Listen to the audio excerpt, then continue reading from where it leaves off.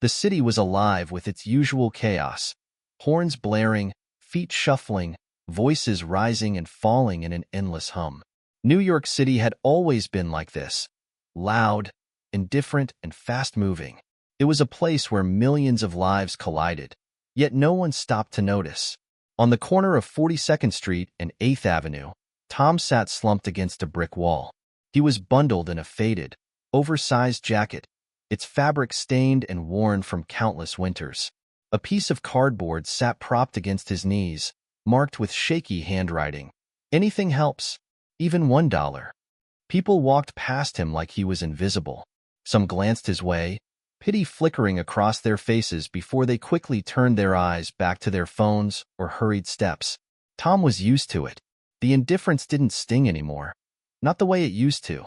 He rubbed his hands together, trying to fight off the chill of the late winter morning. The cup in front of him rattled with a few coins, the clinking sound only reminding him how little he had.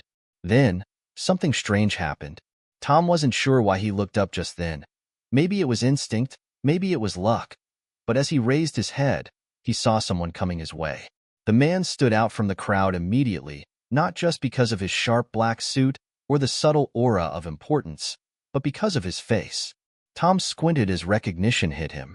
He had seen that face before, on the news, on magazine covers, on billboards showcasing electric cars and rockets heading for Mars. Elon Musk. Tom blinked, half expecting his eyes to be playing tricks on him. What was Elon Musk doing walking down a crowded New York sidewalk, completely alone? There were no bodyguards, no cameras, no flashing lights. Just him, lost in thought as he strode purposefully down the street.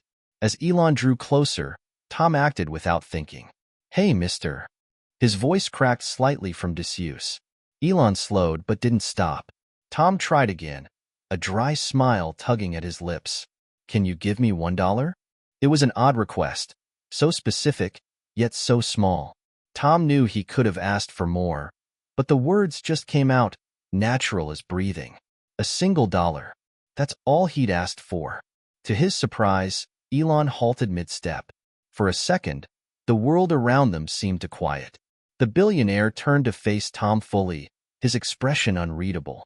"Why just $1?" Elon asked. His voice was calm but tinged with curiosity, as if he'd just heard the strangest question of the day. Tom stared at him, thrown off by the unexpected response. Why just $1? Most people ignored him completely. Those who didn't usually tossed him a quarter or muttered, "Sorry," and kept walking. No one ever asked him why. "It's enough for a coffee," Tom said finally, shrugging as if that explained everything. "Coffee's all I need right now." For a long beat, Elon said nothing. His sharp blue eyes studied Tom with unnerving focus, as though searching for something hidden beneath the surface. Tom shifted awkwardly, his grin fading. Had he said something wrong? Was this guy going to lecture him about working harder or getting a job, like so many others did? But instead of judgment, Elon let out a quiet chuckle. "You know, most people would have asked for more." Tom raised an eyebrow. "Most people aren't me." Elon smiled faintly at that, but his gaze grew thoughtful. He seemed to be weighing something in his mind, a decision balancing on the edge of his thoughts. Then, without another word, he reached into his pocket. Tom's heart leapt for a brief moment, until Elon pulled out a crisp $1 bill and held it out to him. Tom accepted it carefully, staring down at the bill like it was something far more valuable than what it seemed. Thanks," he mumbled. Elon nodded, but before turning to leave, he asked one last question. "Tell me something, though. If you could do anything with $1, what would it be?" Tom opened his mouth to respond, but the words didn't come. He wasn't sure how to answer. Anything? With $1? That wasn't how his life worked. He didn't think about possibilities anymore. He just thought about survival. Tom hesitated, searching for something clever or meaningful to say. But by the time he looked up, Elon was already walking away, disappearing into the sea of faces without another word. Tom watched him go, the crisp dollar bill still clutched in his hand. He frowned, a strange unease stirring in his chest. What had just happened? The man was a billionaire, a literal genius who sent rockets into space. And yet he had stopped to ask a homeless guy about a single dollar. Tom sat there long after Elon had disappeared, the question looping in his mind over and over. If you could do anything with $1, what would it be? For the first time in a long while, Tom couldn't shake the feeling that maybe, just maybe, he had been given more than just a dollar. The dollar bill sat crumpled in Tom's hand, as if it carried a weight far heavier than its actual worth. The words Elon Musk had left him with, "If you could do anything with $1, what would it be?" clung to him like a shadow. He tucked the bill into his pocket and sighed, his eyes drifting away from the passing crowds as his mind wandered back to where it had all begun. There was a time when Tom didn't sit on the cold ground, invisible to the world. He used to wake up to the smell of freshly brewed coffee and the sound of his daughter, Emily, giggling in the kitchen. His wife, Sarah, would hum some old tune while flipping pancakes, and Tom would sneak up behind her, wrapping his arms around her waist. Sarah would scold him playfully, "The pancakes, Tom, you're gonna burn them." Those mornings were gold, simple, warm, perfect. Tom had been a mechanic back then, running a small repair shop on the edge of town. Cars were his world. He loved working with his hands, pulling apart engines and putting them back together better than before. "You're a miracle worker, Tom," his customers would say, shaking his grease-stained hands as he handed over keys. Every night, Tom would sit at the kitchen table with Emily on his lap, teaching her about tools and car parts. She was a curious child, always asking questions, always believing her dad could fix anything. "Daddy," she said once, holding up a toy car with a missing wheel, "can you make it better?" Tom smiled at her. "Of course, baby girl. I can fix anything." That was the thing about Tom. He believed it too. But life has a way of testing those beliefs. It started with the accident. Sarah was driving home late one evening when a drunk driver blew through a red light. The police said she didn't feel a thing, that it was quick, painless. They said it like it was supposed to be a comfort. Tom's world shattered that night. Emily's soft sobs echoed through their empty home, and Tom found himself sitting on the floor of their bedroom, staring at her untouched side of the bed, asking questions no one could answer. Without Sarah, the house felt wrong, silent. Tom threw himself into work to escape, but grief had a way of clouding everything. He started missing little things, deadlines, payments, tools left out in the rain. Bills piled up, and the repair shop, once thriving, started to bleed money. The final blow came when Emily got sick, nothing life-threatening, but enough to send medical bills soaring. Insurance only covered so much, and the debt collectors circled like vultures. Tom fought hard. He worked double shifts, sold what little he could, but it wasn't enough. The bank took the house. Emily went to live with Sarah's sister out of state while Tom tried to figure things out. He told her it was temporary, that Daddy just needed time. But days turned into weeks. Weeks turned into months. And now, years later, Tom sat on the corner of a busy street, unseen and forgotten. He blinked hard, shaking the memories away as if that could undo them. Grief was a cruel thing. It didn't just hurt, it lingered. Tom ran a hand through his shaggy hair and let out a bitter laugh. What would Elon Musk say if he knew the truth? If he knew Tom once had a family, a job, a home? Would it make a difference? People like Elon Musk lived in a different world. One where problems were numbers on a spreadsheet and solutions came with a price tag. He pulled the dollar bill out of his pocket and stared at it. If you could do anything with $1, what would it be? The question gnawed at him, tugging at something deep inside. For a long time, Tom had stopped thinking about what he could do. Survival was about the bare minimum. A sandwich, a hot drink, maybe a safe corner to sleep. Dreams? Plans? Those were luxuries he couldn't afford. But now, this strange encounter had unsettled him. As the sun sank lower, casting long shadows across the street, Tom watched the crowds thin out. People were heading home to warm dinners, to their families, to lives that Tom could barely remember living. He rubbed the dollar bill between his fingers and whispered to no one in particular, "What am I supposed to do with you?" It was a silly thing, a crumpled dollar from a man who had billions. But for the first time in years, Tom felt something spark in his chest, something that felt dangerously close to hope. And that scared him more than anything. Tom sat on the cold pavement, the dollar bill still cradled in his hand like a fragile thing. The sun had dipped low on the horizon, casting the city in shades of orange and purple. The streets had quieted, but the low hum of New York never disappeared. It was always alive, even at its quietest moments. He stared at the crumpled dollar, turning it over in his fingers. It shouldn't have mattered. $1 meant nothing, barely enough for a cheap coffee or a half-eaten sandwich. Yet somehow, it felt like more. It felt like a question waiting for an answer. Tom's thoughts were interrupted by a sharp voice. "Hey, you can't sit there all night." Tom looked up to see a security guard standing a few feet away, arms crossed, his tone sharp but not unkind. "You're blocking the way. Move along, all right?" Tom gave a small, tired nod. Yeah, I'm going." He pocketed the dollar, grabbed his ragged backpack, and rose to his feet, wincing as his knees cracked. Sleeping on hard pavement did that to a man after enough years. He shuffled away from the brick wall, glancing once more at the crowdless corner that had been his perch for hours. With nowhere specific to go, Tom moved down the street. The city felt different at night, darker, colder, more unforgiving. He passed neon-lit windows of diners where people sat warm, chatting over meals he couldn't afford. He could buy a coffee. The thought crossed his mind again. The diner on 43rd Street served coffee for 99 cents, cheap and watered down, but hot enough to fight the cold creeping into his bones.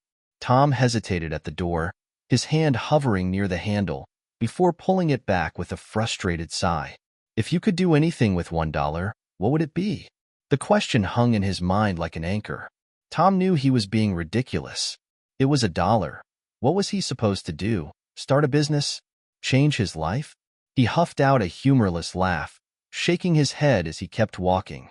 And then he saw it. Across the street, through a smudged window, there was a small, flickering sign. Internet Cafe, $1 for 10 minutes. Tom froze. His boots stuck to the cracked pavement as he stared at the glowing letters. An internet cafe. He hadn't been on a computer in years. What would be the point? He had nothing to look up, no one to email, no reason to search for anything. But something pulled at him. He crossed the street, his footsteps heavy but determined. The bell over the cafe door jingled when he entered, and the smell of stale coffee and burnt plastic filled his nose. The place was empty except for an older man behind the counter with thick glasses and thinning hair. The man glanced up from his crossword puzzle. $1 for 10 minutes. Cash only. Tom hesitated, reaching into his pocket.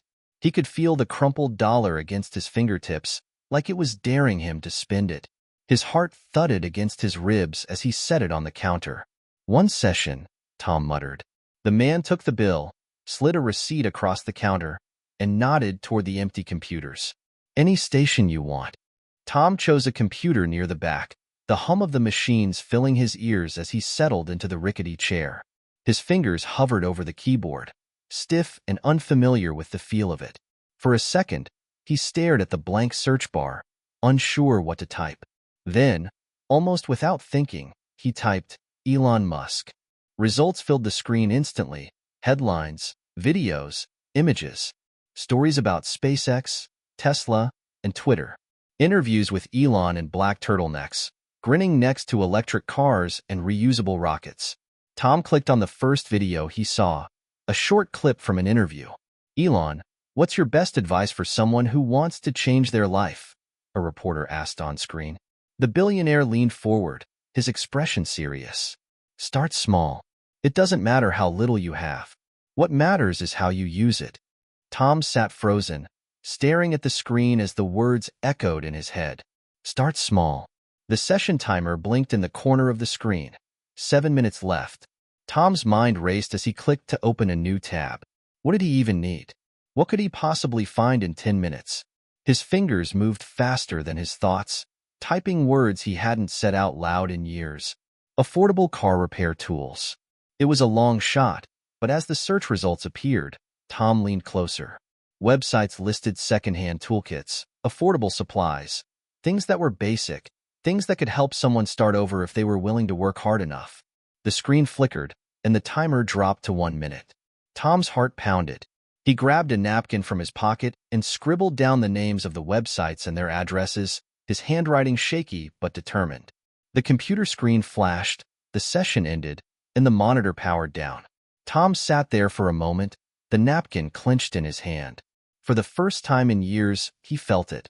Something small but powerful flickering inside him. Hope. He had no plan, no resources, just a napkin full of scribbled ideas and a mind that wouldn't stop racing. It wasn't much, but it was something. As Tom walked back out into the cold night, the city didn't feel quite so empty. The spark was small, but he could feel it growing. The chill of the night air bit into Tom's skin as he stepped out of the internet cafe, the napkin clenched tightly in his hand. It felt like a lifeline, thin, fragile, but somehow real. The city streets were quieter now, dimly lit by flickering street lamps and neon signs buzzing in shop windows. He looked down at the scribbled words on the napkin: second-hand toolkits, affordable repair supplies, local job boards. Each word was a step, small but solid, towards something he didn't dare call a plan yet. For so long, Tom had moved through life as if it were a fog, one day blending into the next, the past an anchor he could never shake. But tonight felt different. The question, "What would you do with $1?" still echoed in his head. It wasn't just a question anymore. It was a challenge. Tom shoved the napkin into his coat pocket, tightening his grip on his backpack as he headed toward the park. The benches there weren't comfortable, but they were better than sleeping in an alley. His steps slowed as he passed a bakery on the corner. The glow of the ovens and the scent of freshly baked bread seeped out onto the empty street. His stomach growled, loud and insistent, and he instinctively patted his coat pocket for change. Nothing. His gaze fell on the store window.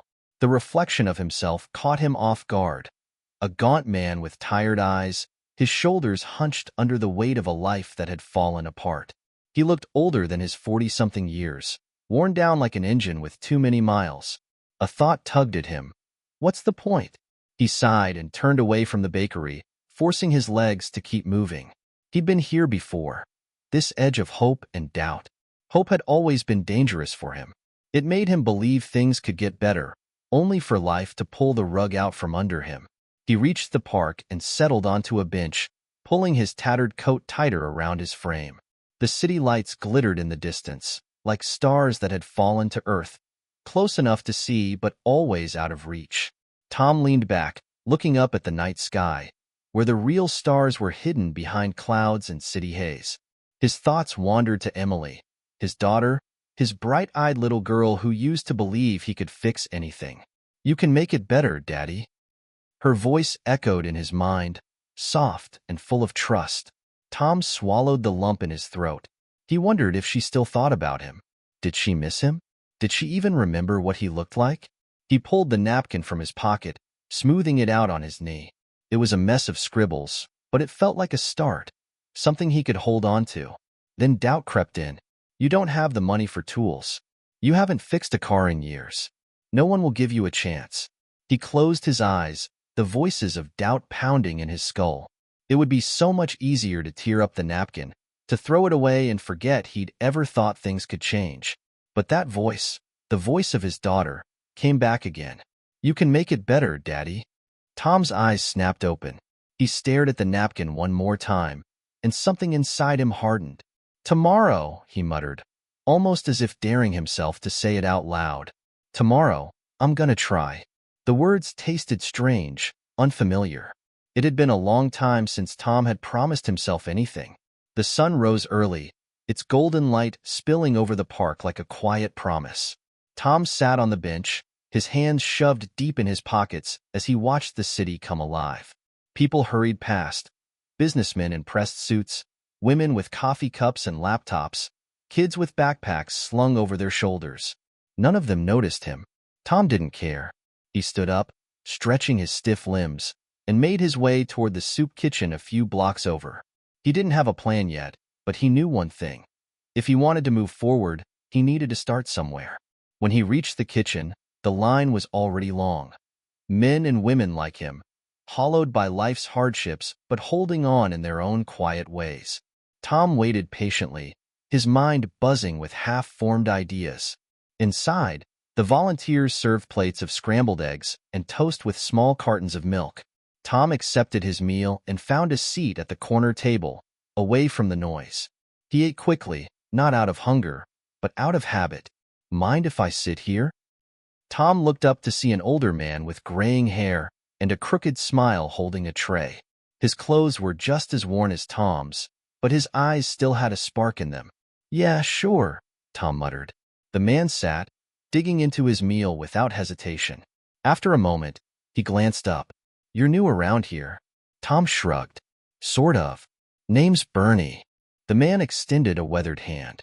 Tom hesitated before shaking it. Tom. Bernie smiled.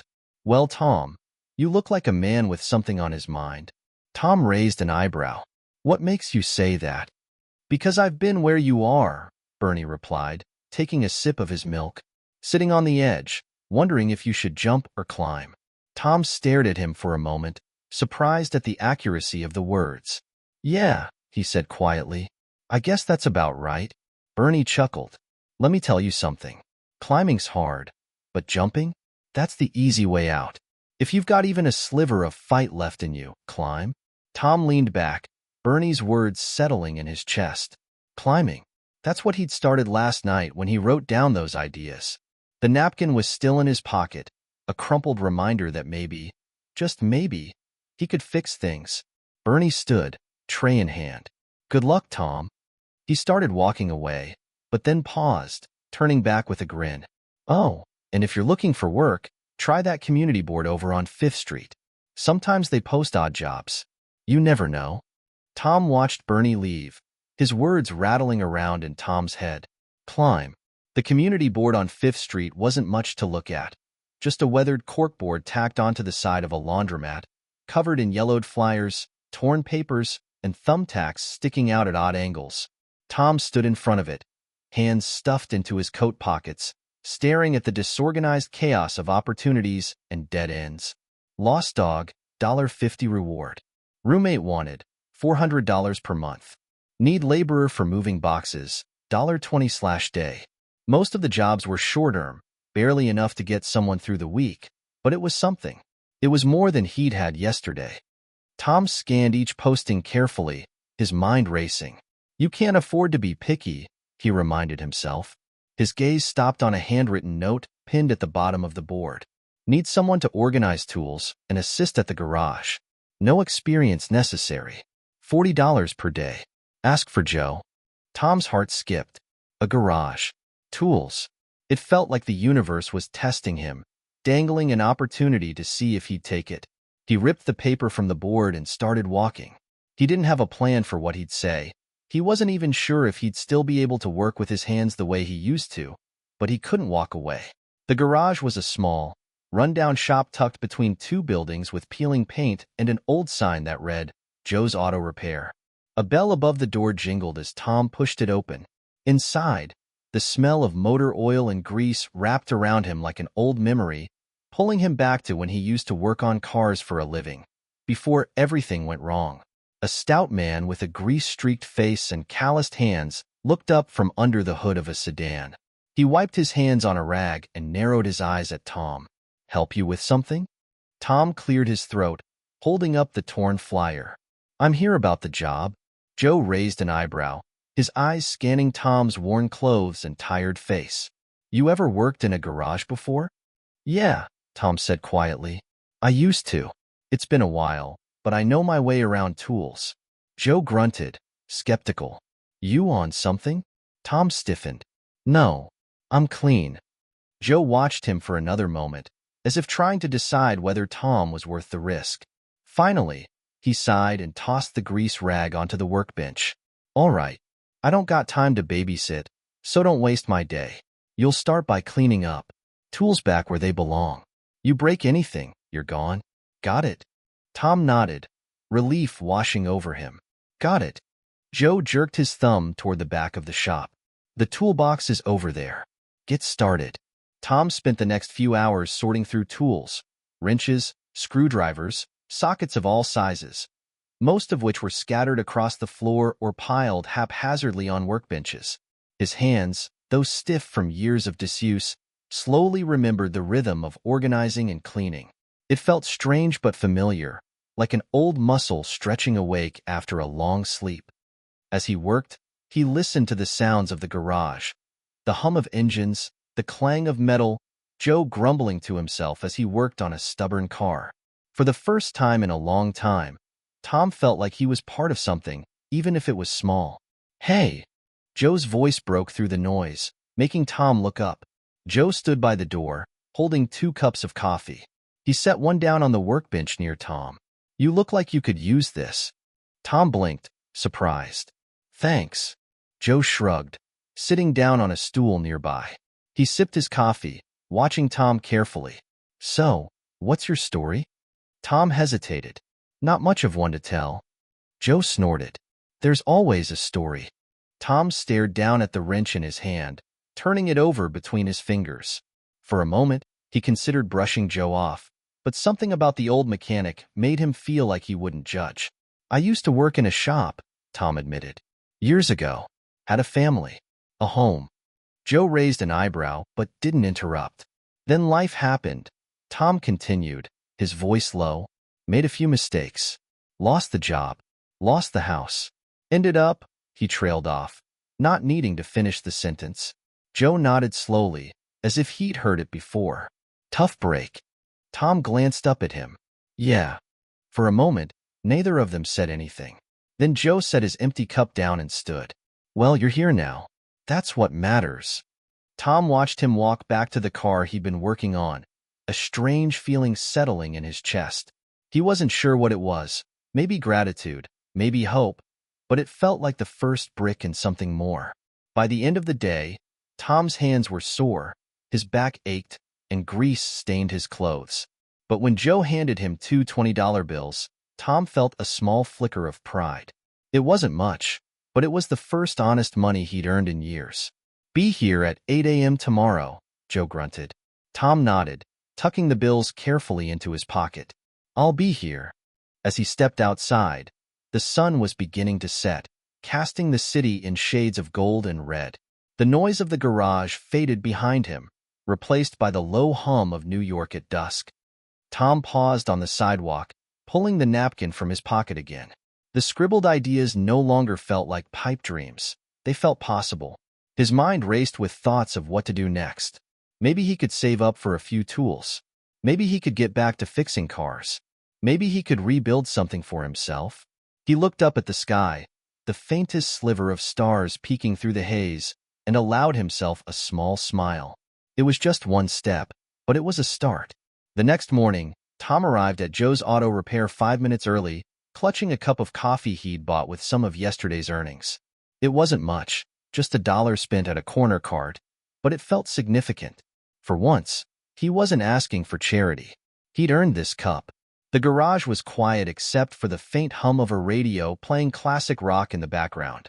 Joe was already at work, bent over the engine of an old pickup truck. When he saw Tom, he gave a slight nod. "You're early." "Figured I'd get started," Tom replied. Joe grunted approvingly. "Grab that wrench and help me with this." Tom blinked. "You want me to help?" Joe shot him a look. "What? You think I hired you to clean up forever? If you know what you're doing, show me." Tom swallowed hard, his heart pounding as he stepped up to the truck. It had been years since he'd done this, really done this. But the second his hands touched the wrench, muscle memory kicked in. Joe watched him carefully, not saying much as Tom worked alongside him. They fell into a rhythm, Joe giving short, gruff instructions, and Tom following them instinctively. It wasn't perfect. His movements were slow at first, hesitant. But as the minutes turned to hours, he found himself slipping back into the world he'd once loved. The hum of machines, the satisfying click of a tool fitting into place, the grease on his hands that somehow felt like a badge of honor. "You've done this before," Joe finally muttered, breaking the silence. "Yeah," Tom said, wiping sweat from his brow. "Used to work at a shop back home. My old man taught me when I was a kid." Joe raised an eyebrow but didn't press further. "Well, don't screw up, and you'll keep getting paid." Tom couldn't help but smile. It wasn't exactly a compliment, but it was close enough. By the end of the day, Tom was exhausted. His back ached, His hands were stained black with oil, but when Joe handed him another $40, he felt like a king. "Good work," Joe said, tossing him a bottle of water. "Come back tomorrow." Tom nodded. "I'll be here."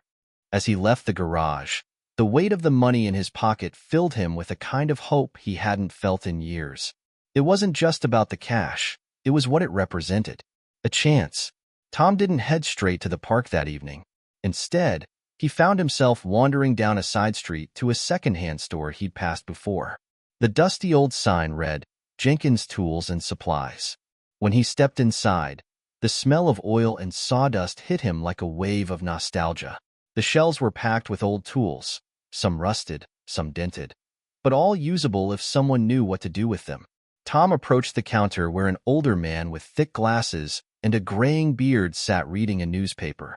"Need something?" the man asked, not looking up. "Just looking for now," Tom replied, his eyes scanning the shelves. After a few minutes, his gaze landed on an old, dented toolbox sitting under a table. It wasn't much to look at: faded red paint, a handle that looked like it might fall off, but Tom's heart quickened. He crouched down and opened it. Inside were a few mismatched tools: a hammer, some wrenches, a couple of screwdrivers. Nothing fancy, but it was a start. "How much for this?"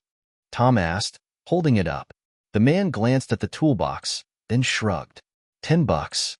Tom bit his lip, doing the math in his head. $40 minus 10 wouldn't leave him with much, but he didn't hesitate. He pulled the bills from his pocket and handed them over. The man took the cash and grunted. "You fixing up cars?" "Trying to," Tom replied. The man finally looked up, his eyes studying Tom for a long moment. Then, to Tom's surprise, he reached under the counter and grabbed a small set of sockets and ratchets. "Here," he said, sliding them across the counter. "On the house. Consider it a starter kit." Tom blinked. "Why?" The man shrugged. "I know what it's like to start over." Tom swallowed hard, his throat tight. He picked up the sockets, nodding gratefully. "Thank you. I won't waste this." "Don't thank me yet," the man replied, turning back to his newspaper. "Just make sure you do something with it." That night, Tom sat on his usual bench at the park, the toolbox beside him like an old friend. He opened it, running his fingers over the tools. They weren't much, cheap, used, and a little rusty, but they were his. For the first time in years, Tom allowed himself to dream. What if this is the start? What if I can fix cars again? He thought about Joe's garage, about the trust Joe had put in him, and about the man at the store who'd given him a chance without asking for anything in return. It was like the world was sending him signs, nudging him forward. As the stars started to peek through the night sky, Tom smiled to himself. He didn't know where this road would lead, but for the first time in a long time, he believed he might be able to figure it out. The early morning mist hung low over the city as Tom made his way back to Joe's garage. The streets were quiet, save for the occasional clatter of delivery trucks unloading supplies for the day. For once, Tom felt like he belonged among the early risers, those who had a purpose, a job to get to, and something to look forward to. He carried the second-hand toolbox in one hand, its handle creaking under the weight. To anyone else, it might have looked like junk, but to Tom, it was a symbol of progress, his first step toward reclaiming his skills and maybe, just maybe, his life. When Tom arrived, Joe was already under the hood of an old Ford pickup, muttering curses at a particularly stubborn engine. He looked up when the bell above the garage door jingled and grunted his usual greeting. "Morning," Tom said, setting his toolbox down beside the workbench. Joe's eyes flicked to the battered box. "What's that?" "Picked it up yesterday," Tom replied. "Figured I'd start building my own kit." Joe didn't say anything for a moment. He just studied Tom, his expression unreadable. Finally, he nodded. "Good. Always work better when you've got your own tools." Tom couldn't help but smile. It wasn't much, but coming from Joe, it felt like an acknowledgement, a small sign that Tom was starting to prove himself. The hours flew by as Tom fell into the rhythm of the day. Joe kept him busy, changing oil, replacing brake pads, organizing parts deliveries, and for the first time in a long time, Tom welcomed the hard work. Between jobs, Joe surprised him by teaching him a few tricks Tom hadn't known before. You gotta finesse it, Joe said, showing Tom how to work a stubborn bolt without stripping it. Forcing it just makes it worse. Tom nodded, grateful for the lesson. Each piece of advice felt like a gift, another step toward regaining his confidence. As the sun climbed higher in the sky, a young man in his 20s pulled into the garage driving a beat-up Honda Civic. The car sputtered to a stop, steam pouring out from under the hood. The kid hopped out, looking frazzled. Man, I don't know what's wrong with it. I gotta get to work or I'm screwed. Joe wiped his hands on a rag and glanced at Tom. Take a look. Tom blinked. Me? Joe raised an eyebrow. You heard me. Tom swallowed hard. It was a test. He knew it. Joe wanted to see if he could handle a job on his own. He grabbed his toolbox and stepped up to the car, his heart pounding in his chest. The kid fidgeted nervously. You sure you know what you're doing, man? Tom forced a small smile. Yeah, I got this. He popped the hood and peered inside. Steam billowed up, but Tom didn't flinch. Years of experience kicked in, and he quickly spotted the problem. A cracked radiator hose. Your hose is shot, he said, turning to Joe. You got a replacement in stock? Joe grunted approvingly. Check the back shelf. Tom grabbed the part, returned to the car, and set to work. His hands moved steadily, carefully removing the damaged hose and fitting the new one in place. It wasn't fancy work, but it was honest. And when he finished, the sense of accomplishment was overwhelming. Try it now, Tom said, wiping his hands. The kid climbed back into the car and turned the key. The engine rumbled to life, smooth and steady. The kid's face lit up. No way, man. You fixed it. Tom couldn't help but grin. Should hold up fine for now. Just keep an eye on your coolant levels. The kid dug into his wallet and pulled out a $20 bill. Here, man. Thanks for saving my butt. Tom hesitated, glancing at Joe, who gave him a slight nod. Take it, Joe said quietly. You earned it. Tom took the bill, his hands trembling slightly. It wasn't about the money. It was what it represented. Trust, skill, the chance to be useful again. That evening, as Tom packed up his things, Joe approached him. You did good today. Tom looked up, surprised. Compliments from Joe were rare. Thanks. Joe scratched his chin, studying Tom like he was making a decision. I'm not a charity, you know. I keep people around who pull their weight. I understand, Tom said quickly. Joe nodded. I'm not promising anything yet, but if you keep this up, we might have room for you here long term. We'll see. Tom felt a lump in his throat. I won't let you down. Joe waved him off, pretending not to notice the gratitude in Tom's voice. Yeah. Just show up tomorrow. As Tom walked back to the park that night, he couldn't stop thinking about the day. He'd fixed a car. He'd earned a compliment. And he'd started building trust with Joe, one small step at a time. Sitting on his usual bench, he unfolded the crumpled napkin he'd been using as a plan. The words he'd written felt less like dreams now and more like goals. Save money for better tools. Get a stable job. Find a place to stay. Rebuild. He stared up at the night sky, the stars faint against the glow of the city lights. For the first time in years, he didn't feel like the universe was against him. He didn't feel forgotten.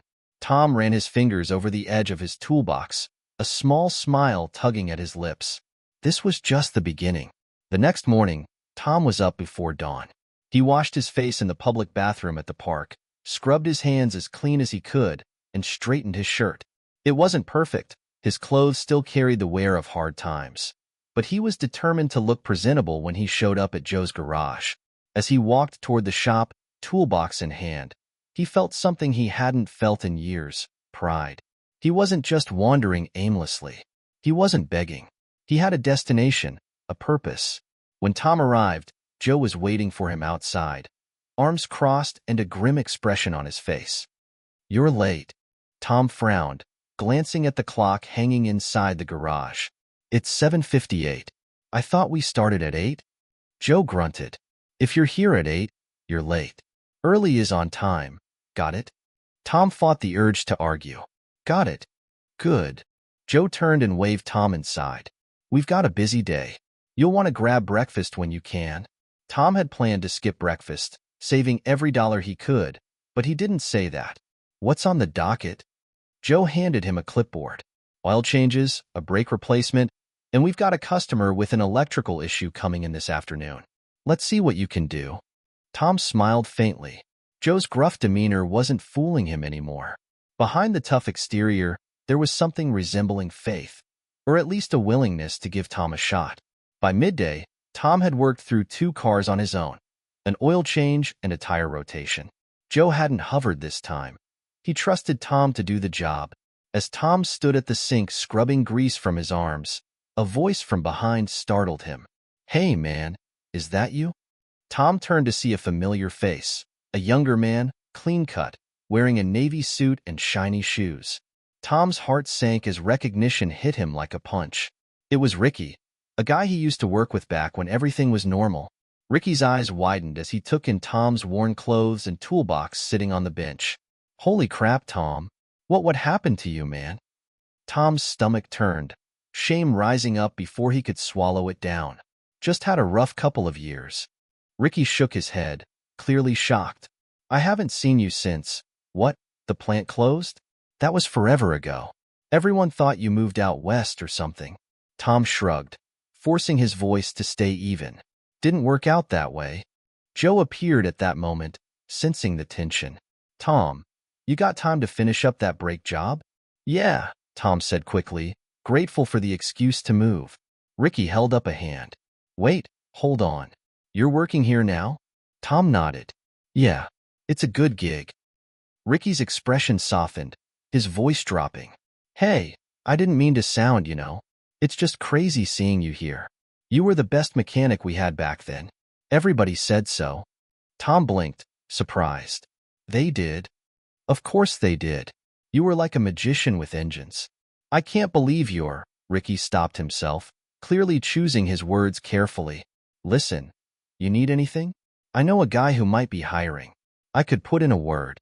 Tom gripped the rag in his hands, uncertainty swirling in his chest. Part of him wanted to take Ricky up on the offer. Maybe this was his ticket out of the garage, out of the park. But another part of him, the part that trusted Joe and the stability he was starting to build, told him to stay put. "I appreciate it," Tom said finally, "but I'm good here. Joe's giving me a shot." Joe, who had been pretending not to eavesdrop, looked up at the mention of his name. "That's right," he muttered. Ricky frowned. "Well, if you change your mind, man, let me know. It's good to see you, Tom." "Yeah, you too." As Ricky walked out, Tom let out a slow breath. Seeing someone from his past, someone who had known him before he lost everything, was like reopening an old wound. But at the same time, Ricky's words lingered in his mind. "You were the best mechanic we had." For years, Tom had doubted himself, convinced he wasn't good enough to start over. But hearing those words reminded him of who he used to be and maybe who he could still become. Later that afternoon, Joe approached Tom as he finished up the brake replacement. "Friend of yours?" "Old coworker," Tom said, not meeting Joe's gaze. "Haven't seen him in years." Joe grunted. "Seems surprised to see you working here." Tom wiped his hands, bracing himself for whatever Joe might say next. "Yeah, well, a lot of people don't expect much from me anymore." Joe leaned against the workbench, studying Tom. "That's the thing about people. They see you down and they write you off. Happens to the best of us." Tom looked up, surprised. "You too?" Joe nodded. "Had some rough years when I was younger. Got into trouble, lost my way. Took me a long time to get back on track." He paused, his expression softening. "People are quick to judge, but they don't know your story. You just gotta keep proving 'em wrong." Tom swallowed the lump in his throat. "Thanks, Joe." Joe straightened up, his gruff demeanor returning. "Don't get all sentimental on me. Get back to work. We've got bills to pay." Tom chuckled, grabbing his wrench. "Yes, sir." That night, as Tom sat on his bench in the park, he thought about Ricky's visit and Joe's unexpected words of encouragement. He pulled out the crumpled napkin where he'd written his goals and added a new line. "Prove them wrong." For the first time in a long time, Tom wasn't just surviving, he was fighting. The hum of an engine idling outside the garage broke the afternoon silence. Tom, wiping grease from his hands, glanced up as a black luxury SUV pulled to a stop. Its tinted windows and polished exterior looked out of place in Joe's no-frills, grease-stained shop. "Somebody's lost," Joe muttered, peering out from beneath the hood of an old Chevy. "Or they're looking for something shiny." The driver's door opened, and out stepped a man in his 40s, sharp-dressed and confident. The way he surveyed the garage made Tom's stomach twist. He recognized that demeanor. It was the look of someone who always felt in control, someone who never had to scrape by to survive. "Afternoon," the man said, his tone clipped. "Who's in charge here?" Joe stood up, his face expressionless. "I am. What can I do for you?" The man glanced around, his gaze landing on Tom for a beat longer than necessary. "I'm looking for someone. Tom Jacobs. He used to be a mechanic, maybe still is." Tom froze. The name hit him like a punch to the gut. He hadn't heard his full name spoken like that in years. Joe's expression didn't change, but his eyes flicked toward Tom. "Depends on who's asking." The man's eyes narrowed slightly. "The name's Elliot Harrington. Tom used to work for me, back when the world wasn't trying to eat him alive." Tom swallowed hard, stepping forward despite himself. "What do you want?" Elliot turned toward him, a faint smile playing at the corners of his mouth. "So it is you." He studied Tom from head to toe, and Tom couldn't help but feel exposed. His stained work shirt, the worn boots, the calloused hands. "I didn't come here to humiliate you," Elliot continued. "I heard you were back in the game, so to speak. I thought maybe you'd want a chance to redeem yourself." Tom's fists clenched involuntarily. "Redeem myself? For what?" Joe stepped in then, his voice low and dangerous. "You don't come into my shop and talk down to my guys. You want something, get to the point." Elliot didn't flinch. "Fair enough." He reached into his pocket and pulled out a business card, holding it out to Tom. "I'm managing a fleet project. Big job. Could use someone with your skills. It's temporary, but it pays well. I'll overlook the past." Tom didn't move to take the card. "And what's the catch?" Elliot smirked. "No catch. Just business. I know talent when I see it, Tom. And whether you want to admit it or not, you could use the money." The words stung because they were true. Tom's mind spun. A big job with good pay? It was exactly the kind of opportunity he dreamed about during the darkest nights, when he sat cold and hungry on a park bench. But looking at Elliot, all Tom could remember was how everything had unraveled. Elliot had been the one to lay him off when the plant shut down. He'd made promises back then, said he'd look out for the good guys. Those promises had turned to dust. "Why me?" Tom asked finally, his voice wary. Elliot shrugged. "Because you're still the best mechanic I've ever had. Don't let your pride get in the way of a good opportunity." Joe, who had been silent for a moment too long, spoke up again. "He's already got a job." Elliot turned to Joe, his smirk tightening into a line. "You think this dump is going to turn his life around? Be realistic." Joe's eyes flared, but Tom spoke before Joe could. "I'll think about it." Elliot raised an eyebrow, clearly expecting more. When Tom didn't say anything else, he flicked the business card onto the workbench. "Fine. My number's on there. Don't take too long."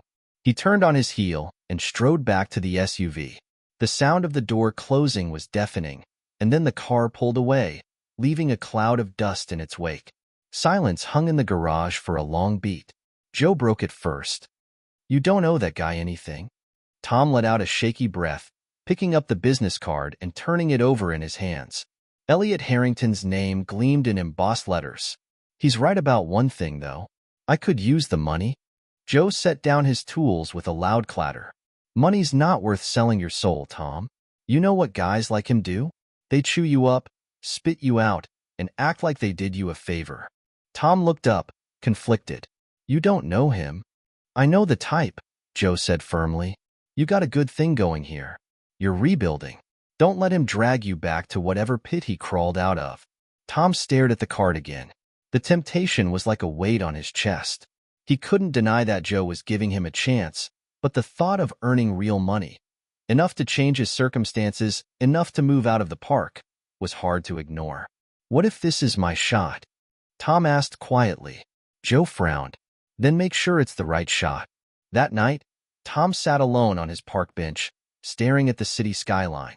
The The business card sat beside him, the letters catching the faint glow of a streetlight. His mind was at war. If he took the job, he could finally stop living hand-to-mouth. He could buy clean clothes, rent a small room, maybe even send a message to his daughter to let her know he was okay. But what if Joe was right? What if Elliot's offer wasn't what it seemed? The thought of going back to working under someone like Elliot, the lies, the hollow promises, made Tom's stomach churn. But then again, how long could he keep living like this?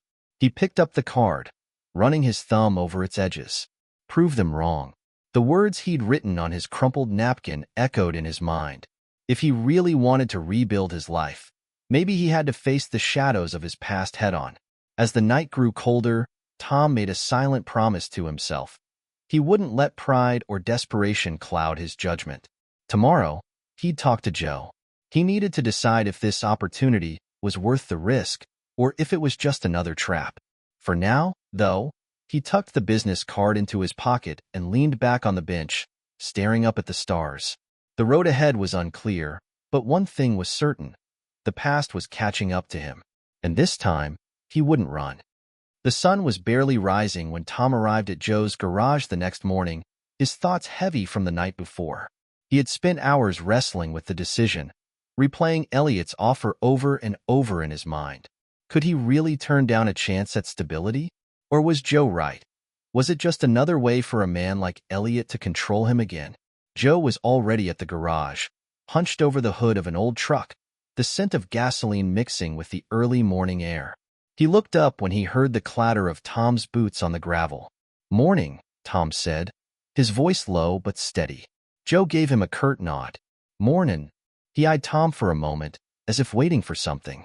Tom hesitated before speaking, the business card still in his pocket, the weight of it bearing down on him like a ticking clock.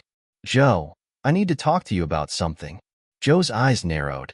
"What's on your mind?" Tom pulled out the card and set it down between them. "Elliot Harrington. He stopped by yesterday. He wants me to work for him." Joe's face hardened at the mention of Elliot's name, and Tom could feel the tension rise in the air. "And?" Tom swallowed, trying to steady his nerves. "And he's offering me a job. Big pay. Better than anything I'm doing here." He paused, studying Joe's face. "I know you've given me a chance here, Joe, but I'm thinking about the future. About stability." Joe didn't say anything right away. Instead, he stood up, wiping his hands on a rag, his gaze never leaving Tom. After a long pause, he spoke, his voice slow and measured. "I get it, Tom. I do. But you gotta understand something about guys like him." He pointed at the card. "They don't just offer help. They take." Tom clenched his jaw. "What do you mean by that?" Joe crossed his arms, his eyes darkening with a hint of something personal. "You work for a guy like Elliot Harrington, you're signing up for more than just a paycheck. You're signing up for whatever he wants. He'll use you as long as it's convenient, then drop you the moment he's done." Tom couldn't ignore the knot in his stomach. He had seen it before. He had been the one discarded after the plant shut down. But Elliot's job offer, it felt different. It felt like a way out. "I'm not looking for a handout, Joe," Tom said, trying to keep his voice steady. "I just want a chance to get back on my feet. I need something stable, something that doesn't leave me sleeping on park benches at night." Joe studied him for a moment, and Tom could feel the weight of his gaze, like Joe was seeing through him, reading everything Tom had been through. "Tom," Joe finally said, his voice softer, "I'm not trying to stop you from doing what's best for you. I'm just trying to make sure you're not making a mistake you can't undo." Tom nodded slowly, his mind spinning. "I know. I don't know what to do." Joe put a hand on his shoulder, his grip firm but reassuring. "You know where to find me. Whatever you decide, just don't forget who you are, all right? You don't need to lose yourself chasing someone else's dream." Tom looked at him for a moment, feeling the weight of Joe's words settle in his chest. "Thanks, Joe. I really appreciate it." Joe nodded, returning to his work without saying another word. But Tom knew this conversation wasn't over. Not by a long shot.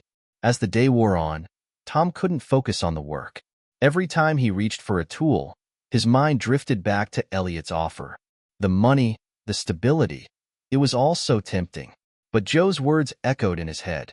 You don't need to lose yourself chasing someone else's dream. By the end of the day, as the sun set and the garage emptied out, Tom still hadn't made a decision.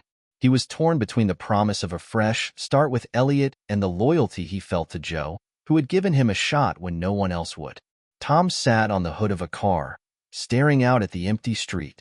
The quiet of the night felt heavier than it ever had before. His phone buzzed in his pocket, and he fished it out, surprised to see a message from Ricky. "Hey man, I know things are tough. Just wanted to check in. If you need anything, you know where to find me." Tom stared at the message for a while. Ricky had offered help, and maybe, just maybe, there were other ways out of this. Ways that didn't involve going back to his old life.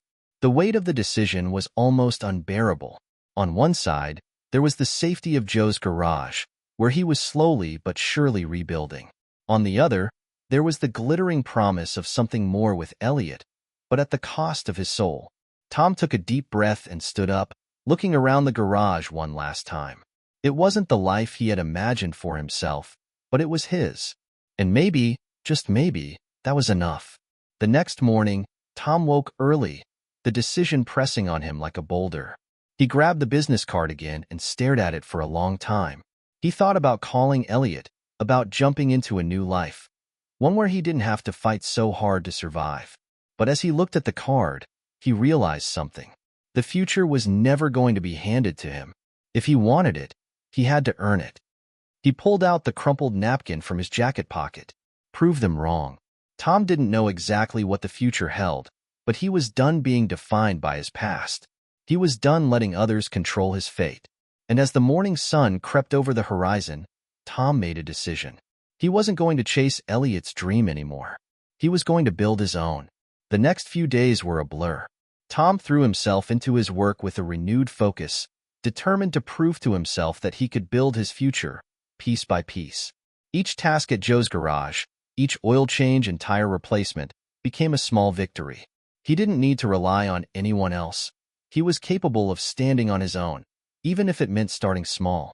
Joe didn't say much more about Elliot's offer, but Tom could tell he was watching him closely. Sometimes, when they'd share a beer after work, Joe's gaze would linger on Tom for a moment too long. Tom couldn't help but feel a bit of guilt gnaw at him, even though he had made his decision. It was clear that Joe wanted him to stay, to rebuild alongside him, and that meant more than he had expected. Still, the temptation of Elliot's offer lingered like a shadow, especially during quiet moments when Tom would think about what could be. He'd be lying if he said he hadn't looked up the company on his phone during slow afternoons. The job was legitimate, and the pay was real. But the more he thought about it, the more it didn't sit right with him. It wasn't just about the money. It was about who he would be once he took that step. One afternoon, after a long day of work, Joe handed Tom a greasy envelope, the edges worn from being passed around. Tom raised an eyebrow, but Joe just shrugged. "Figured you could use this. It's not much, but it's a start." Tom took the envelope with a nod, half expecting some oddball job offer or a request for a favor. Instead, when he opened it, he found a check for a small amount of money, enough to cover a few weeks' rent on a tiny apartment in the city. Tom looked up at Joe, confusion and gratitude written across his face. "Joe, I can't." Joe waved it off, his expression softening. "You're not going to ask me how I got it, right?" He smirked, tapping the side of his nose. "It's nothing. I know how hard it is out there. Figured you could use a place of your own, at least for a little while. It's the least I can do." Tom was silent for a moment, the check in his hands. For the first time in a long while, he felt a flicker of hope. "I don't know what to say," he finally muttered, his throat tight. "Thank you." Joe gave him a knowing nod. "No need to thank me. Just don't forget where you came from. You've got people here who've got your back, even when you don't realize it." The gesture was simple but profound. It hit Tom harder than he expected.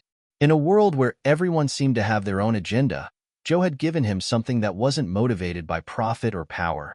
It was just help. Real help. The next morning, Tom visited the small apartment, an old building tucked away between two storefronts in a quieter part of the city. It wasn't much, but as he stepped inside, it felt like freedom. A roof over his head, a bed of his own. He could make this work. As he stood in the doorway, His phone buzzed in his pocket. Tom pulled it out, already knowing who it was. It was a message from Elliot. Tom, I'm assuming you've made your decision by now. I'll be waiting. Tom stared at the screen for a long moment. He had put off responding, but now, standing in his own space, everything felt different. The weight of the decision was less pressing now that he had a place of his own, a place to breathe and think. But then, Tom remembered the promise he made to himself, the promise to build his own future. With a sigh, he typed out a response. I've made my decision. I'm not interested in your offer. He hit send before he could second-guess himself. A wave of relief washed over him, but it was quickly replaced by a nagging doubt. Was it the right decision? Before he could overthink it, his phone buzzed again. Understood. Let me know if you change your mind. I have other opportunities that might interest you. Tom didn't reply. He didn't need to. He had made his choice, and it felt like the right one.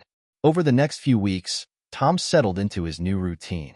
He continued working at Joe's garage, putting in long hours, and for the first time in a long time, he felt like he was moving forward. Joe didn't talk about Elliot again, but Tom didn't need him to. He knew where he stood now. One evening, as the sun began to set, Tom was locking up the garage when he heard the familiar sound of footsteps approaching. He looked up to see Joe walking toward him, a small smile on his face. I got a call today, Joe said casually, from a guy in the city. He heard about the work you've been doing here. He paused for a moment, letting the words settle. They're looking for someone to take over a small shop. You'd be running things. Tom's heart skipped a beat. What do you mean? Who's looking for someone? Joe chuckled. Not going to tell you yet. I want you to go in blind. See what you think. Tom stared at Joe, trying to read him. Are you serious? Joe's smile widened. Yeah, I think you're ready for something bigger. You've got the skills, Tom. It's time to step up. Tom's mind raced. He had spent years thinking about this, what it would be like to own something, to run a business. But there was a part of him that hesitated. What if he wasn't ready? What if it was just another trap? But then he looked at Joe. Joe had always been straightforward with him, even when things were tough. If Joe thought he was ready, maybe he was. Tom nodded slowly, a small smile tugging at the corner of his mouth. I guess it's time to find out. Joe clapped him on the back.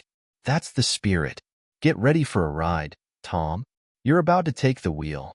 Tom stood in front of the building, a small, unassuming shop tucked between a laundromat and a coffee house. The windows were fogged up, and the neon, open, sign blinked lazily in the corner. But there was something about the place that pulled him in. He had always admired the idea of owning a business, but now, standing here, it felt different. It felt real.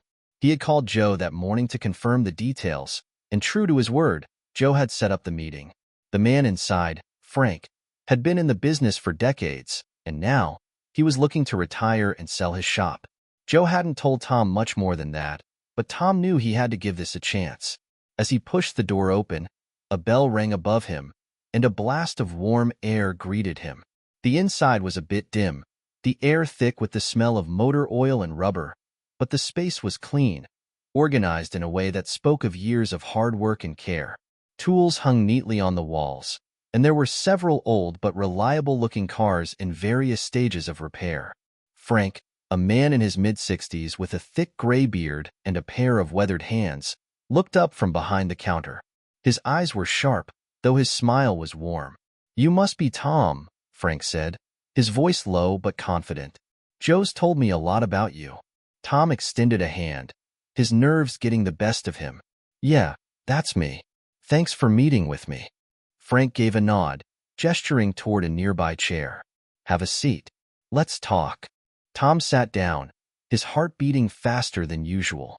He had spent years dreaming about a moment like this, but now that it was here, it felt surreal. Frank wasted no time.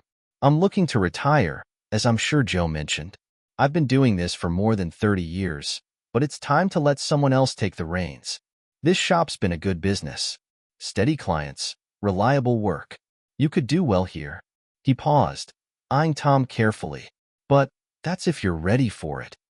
Tom's mind raced. This was the moment of truth. He could feel the weight of Frank's words pressing down on him. Was he ready to step into something this big?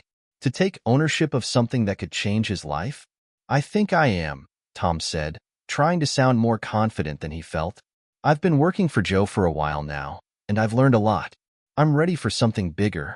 Frank leaned back in his chair, eyeing Tom as if trying to gauge his sincerity. Good. This shop's not just about fixing cars. It's about running a business, handling customers, managing employees, making tough decisions when things get rough.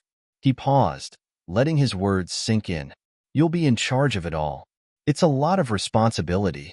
Tom nodded, his stomach tightening with the weight of it all. But there was something else there, too. Excitement. He had spent so long feeling stuck, feeling like a passenger in his own life. Now, the steering wheel was in his hands, and it was time to drive.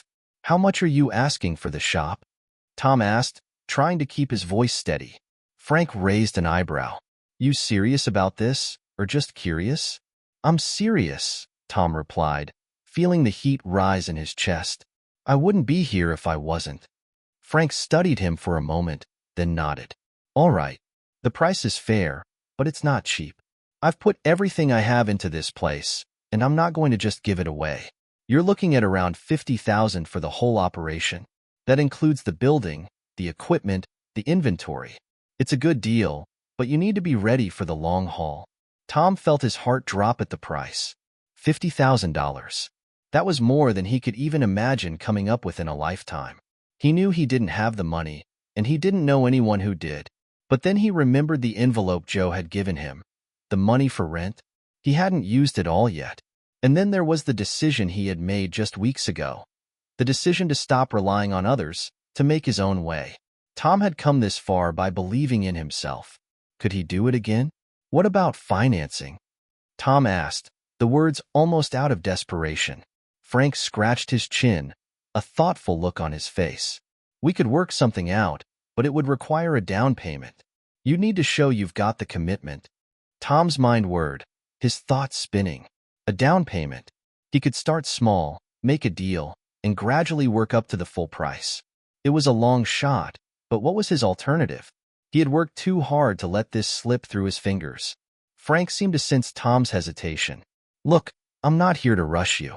Take some time, think it over. If you're still interested, we can talk terms. He stood up, extending his hand again. But I'll be honest with you, Tom. If you're going to do this, you'll need more than just skill. You'll need heart. This business isn't for the faint of heart. If you're serious, you've got to be ready to fight for it. Tom stood up, shaking Frank's hand.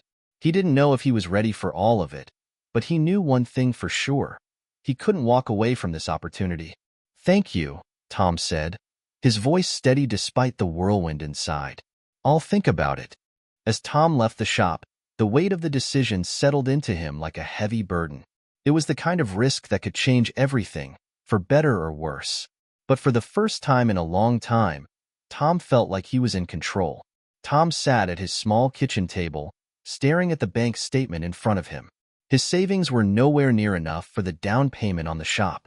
His phone had buzzed with another reminder that the rent was due in 2 weeks, and he was no closer to his goal than when he had first walked into Frank's shop.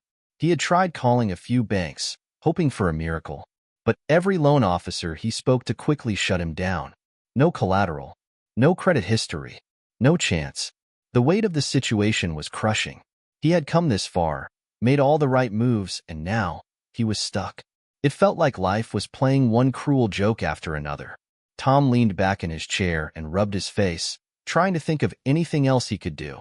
The garage had offered him steady work, but it wouldn't help him get the business he dreamed of. He couldn't just ask Joe for more help.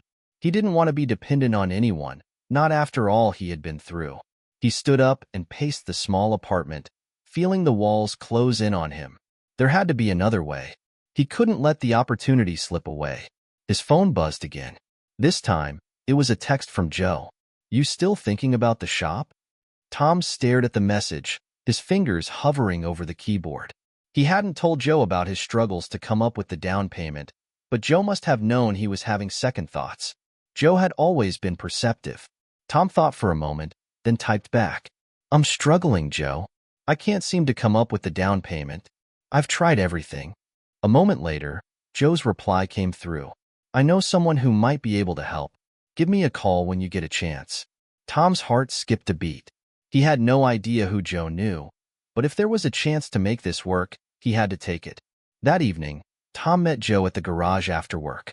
The evening air was cool, the sun dipping low on the horizon, casting long shadows over the lot.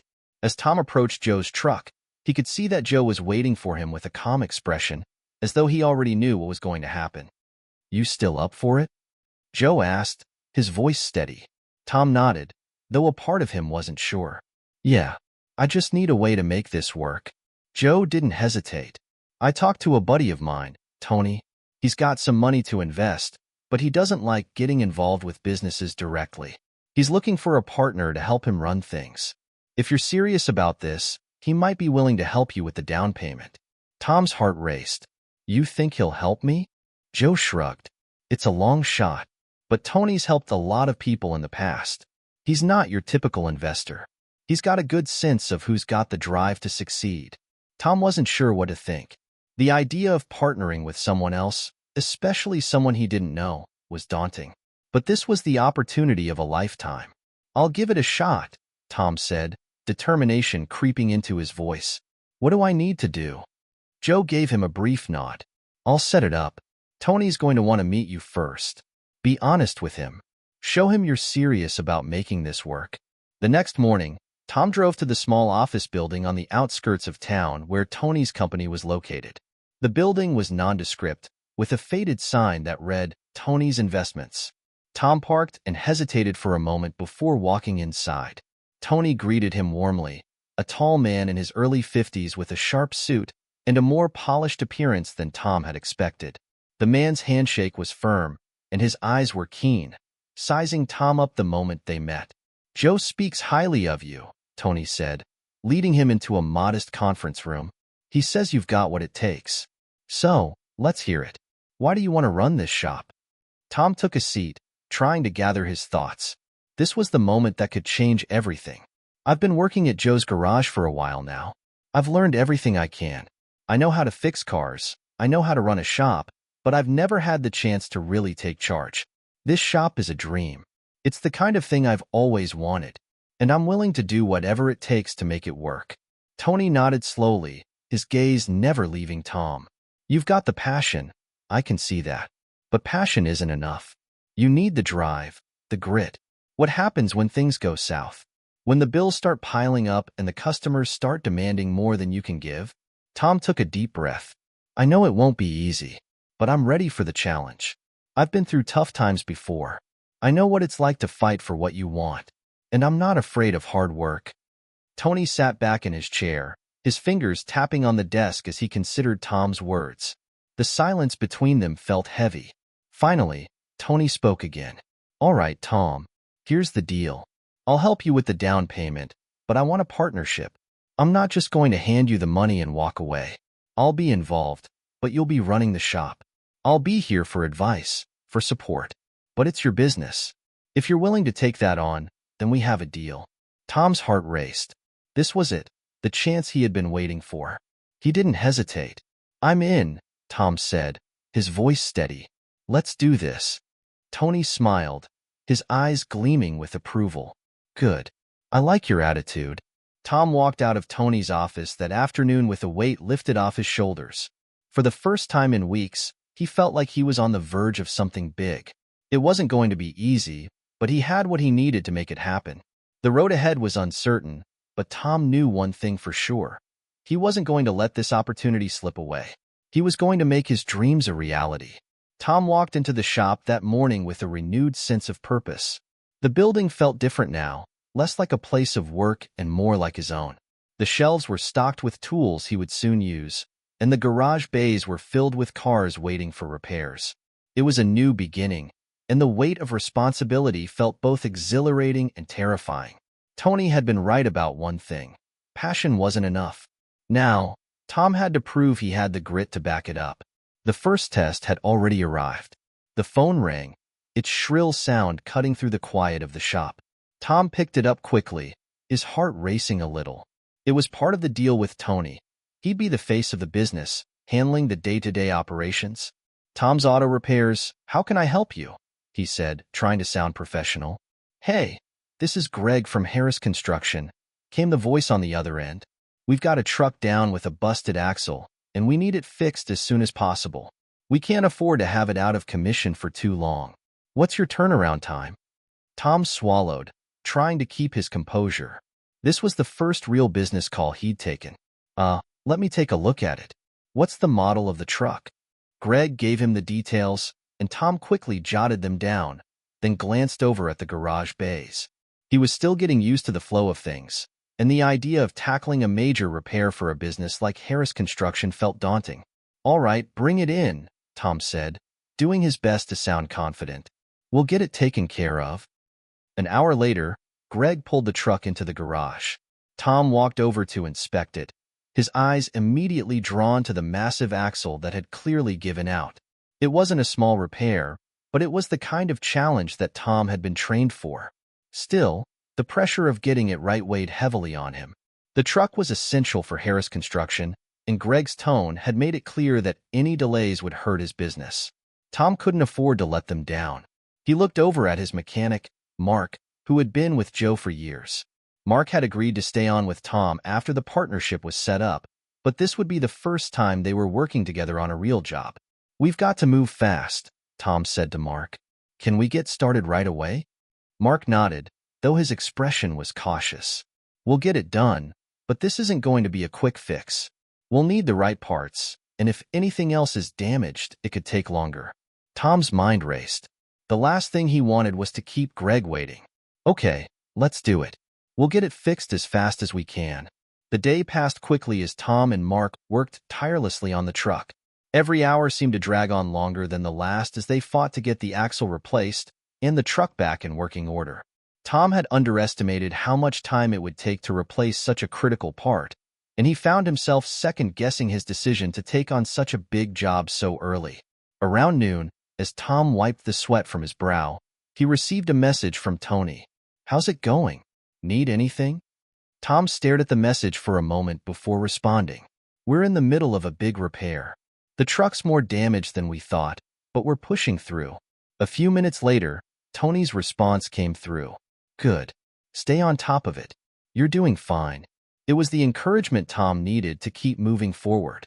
As the hours ticked by, he could feel the pressure mounting. The garage was silent except for the sounds of tools clanging and the occasional hum of the truck's engine being tested. By late afternoon, the truck was ready. Tom took a deep breath as he inspected the work. The axle had been replaced, and the truck seemed to be running smoothly. It had taken longer than expected, but they had made it. Greg arrived to pick up the truck just as the sun began to dip below the horizon.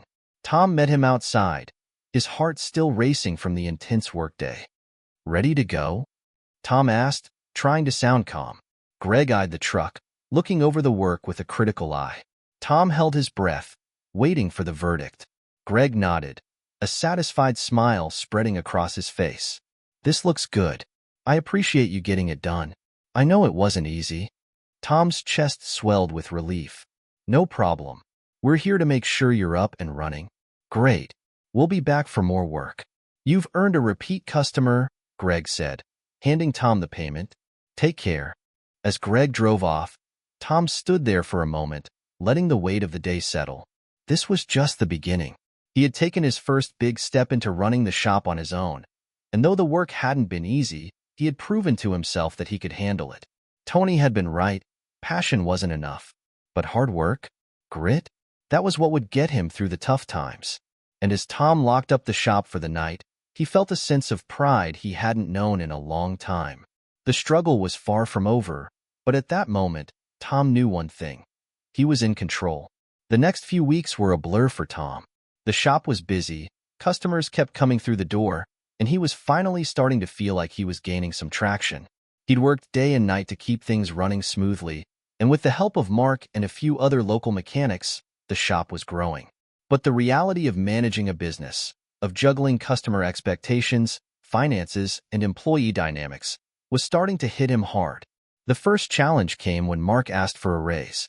"I've been with Joe for years, Tom," Mark said one evening as they worked on a classic Mustang in the back bay. "I've been loyal to the shop, but the pay here isn't cutting it."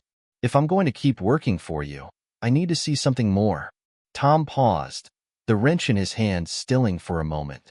He had always admired Mark's skills, and he didn't want to lose him, but money was tight, and Tom had to be careful with every penny. The shop was still in its early stages, and every dollar he spent had to count. I get it, Mark, Tom said, trying to sound confident. I don't want to lose you, but things are a little tight right now. We're growing, but we've still got a lot to build. Mark sighed, wiping his hands on a rag. Look, I'm not asking for the world, just a little more. I've earned it. Tom's mind raced. If he gave Mark the raise, he'd have to adjust somewhere else. But losing Mark, who had years of experience and knew the ins and outs of the business, would be a setback he couldn't afford. I'll see what I can do, Tom said finally, feeling the weight of the decision. But it'll take a couple of weeks before I can make it happen. Mark gave a curt nod. All right, just don't forget about me, Tom. As Mark walked off to finish the Mustang, Tom felt the pressure mounting. This was one of the first real tests of his management skills. He knew that being a business owner meant making tough decisions, but he hadn't expected it to come so soon. The next day, Tom met with Tony to discuss the shop's financials. Tony had been helping him from the sidelines, but now it was time to get serious about the numbers. All right, Tom, Tony said, leaning back in his chair as he flipped through the shop's financial records. You've got a lot of work coming in, but you've also got expenses you need to manage. Tom nodded, running his hand through his hair. I'm aware. It feels like there's always something I'm missing. Tony studied him for a moment before continuing. Well, you need to get a handle on your payroll. Mark wants a raise, right? And there's other overhead you haven't accounted for. Tom sighed. Yeah, I don't know how to balance it all. The shop's doing okay, but I'm not sure where I stand financially. Tony's expression softened. It's normal to feel that way in the beginning, but you need to get organized. Set aside money for the business, for expenses, and then pay yourself last. Tom blinked. Pay myself last? Tony nodded. You're not going to make a profit immediately. The first few years are about building. Don't take money out for yourself unless the shop is stable. You need to reinvest in your business. Tom felt the weight of the advice. It wasn't easy to hear, but Tony was right. If he wanted the shop to survive, he had to be patient. It wasn't about instant success. It was about consistency and hard work. Later that week, Tom had another difficult conversation with Mark. He had gone over the numbers, and, while he couldn't give Mark the raise immediately, he promised to revisit the situation in a few months when the shop's finances were more stable. Mark had taken it better than Tom had expected, but the tension between them was still there. The next hurdle came when a major customer walked into the shop, an upscale restaurant owner who needed his delivery van repaired before the weekend. The van was critical to the restaurant's operations, and the owner made it clear that he needed it fixed quickly. Tom couldn't afford to disappoint him, especially not now, when the reputation of the shop was still in its infancy. He and Mark worked late into the night, but as the hours wore on, Tom started to feel the pressure. We're running out of time, Mark said, wiping his brow. This is going to be tight. Tom didn't want to rush the work. He wanted to make sure the repair was done right. But with the restaurant's business on the line, he couldn't afford to take his time either.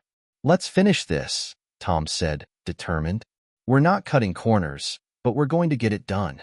By 3 a.m., the van was ready. Tom felt a wave of exhaustion wash over him, but there was no time to rest. He called the restaurant owner and told him the van was ready. When the owner arrived, Tom felt a knot in his stomach. The work had been completed, but would the customer be satisfied? The moment the restaurant owner saw the van, he grinned. Looks perfect. You've saved us. I'll make sure to spread the word about your shop. Tom exhaled in relief, a smile spreading across his face. Thank you. We're here to make sure you're up and running. As the restaurant owner drove off, Tom stood in the quiet shop, the adrenaline still pulsing through his veins. The business was growing, but it was clear that Tom had a long road ahead of him. Managing people, handling finances, and keeping customers happy. It wasn't easy, and it wasn't always clear what the next step would be. But he had learned something important that day. He wasn't alone.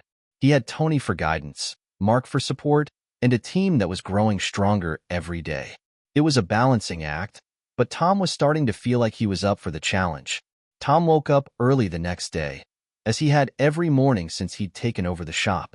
The sun hadn't even fully risen, but the coffee was brewing, and the hum of the city outside reminded him that another busy day was ahead.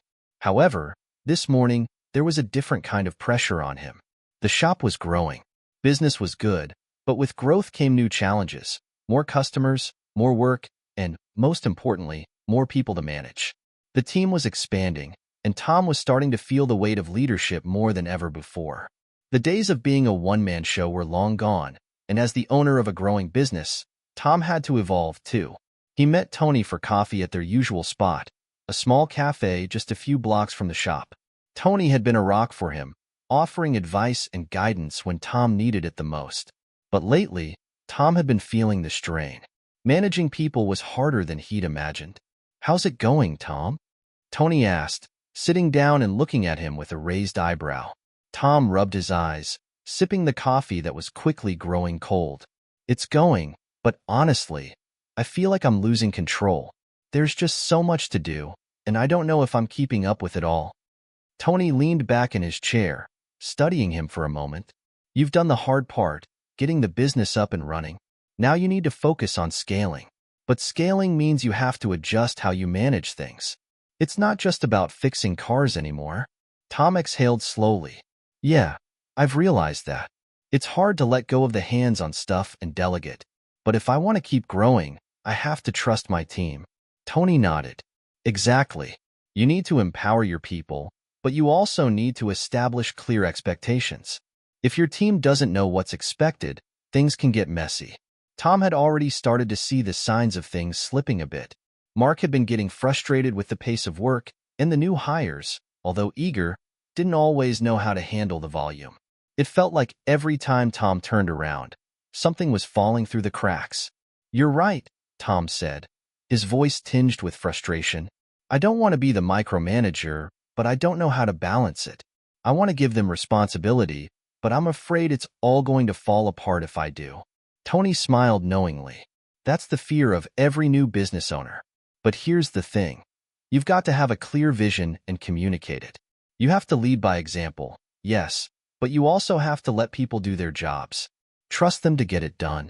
Tom felt a flicker of hope. "I can do that. I just need to be better at it." Tony raised his coffee cup. "There you go. You've got the right mindset. Now it's time to make it happen." Back at the shop, Tom took a deep breath as he walked through the front door. He had a meeting scheduled with the team later in the day, and he needed to prepare. Mark was already working on a car in the back, and the new mechanics, Luke and Sarah, were unloading parts from the delivery truck. Tom knew they had potential, but there was a gap in experience and communication. Luke was fast but reckless, and Sarah was still finding her confidence.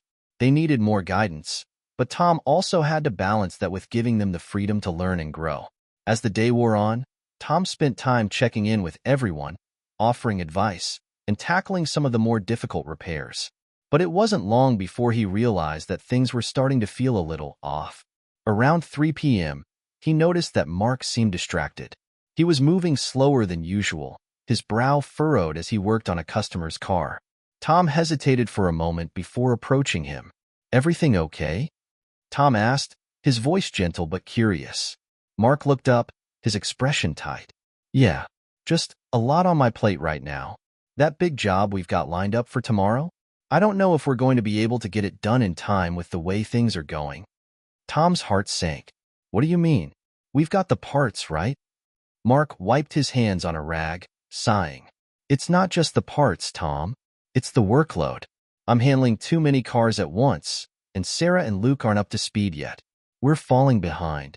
Tom could see the frustration in Mark's eyes.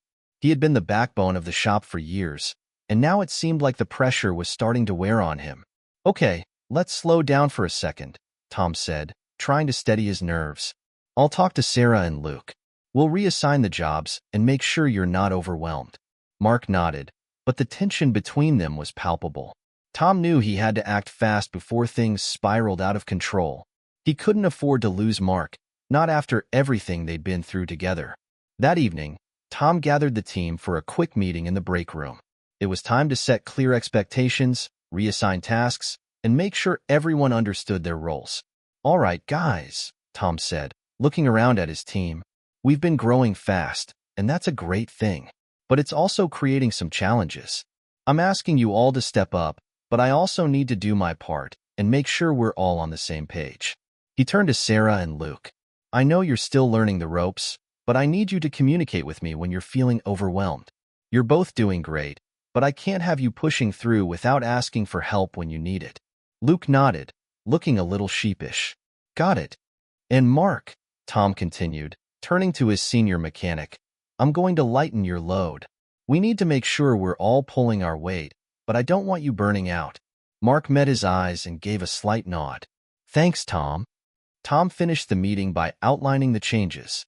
He assigned Luke and Sarah to fewer cars, with the intention of mentoring them more closely in the coming days. He also promised to be more hands-on with training to ensure everyone could keep up with the growing demand. As the team got back to work, Tom felt a sense of calm wash over him. He had made the right call. Running a business wasn't just about fixing cars. It was about managing people, setting expectations, and knowing when to ask for help. The growing pains were real, but Tom was starting to learn how to navigate them. With the support of his team and the lessons he was learning, he was beginning to understand the true essence of leadership. It wasn't about doing everything yourself. It was about creating an environment where everyone could succeed. It was one of those days when everything seemed to go wrong. The shop had been busier than ever, and Tom was running on little sleep, trying to juggle customer orders, staff issues, and the mounting pressure of running a business. He was standing by the front desk when his phone buzzed. It was a message from Mark.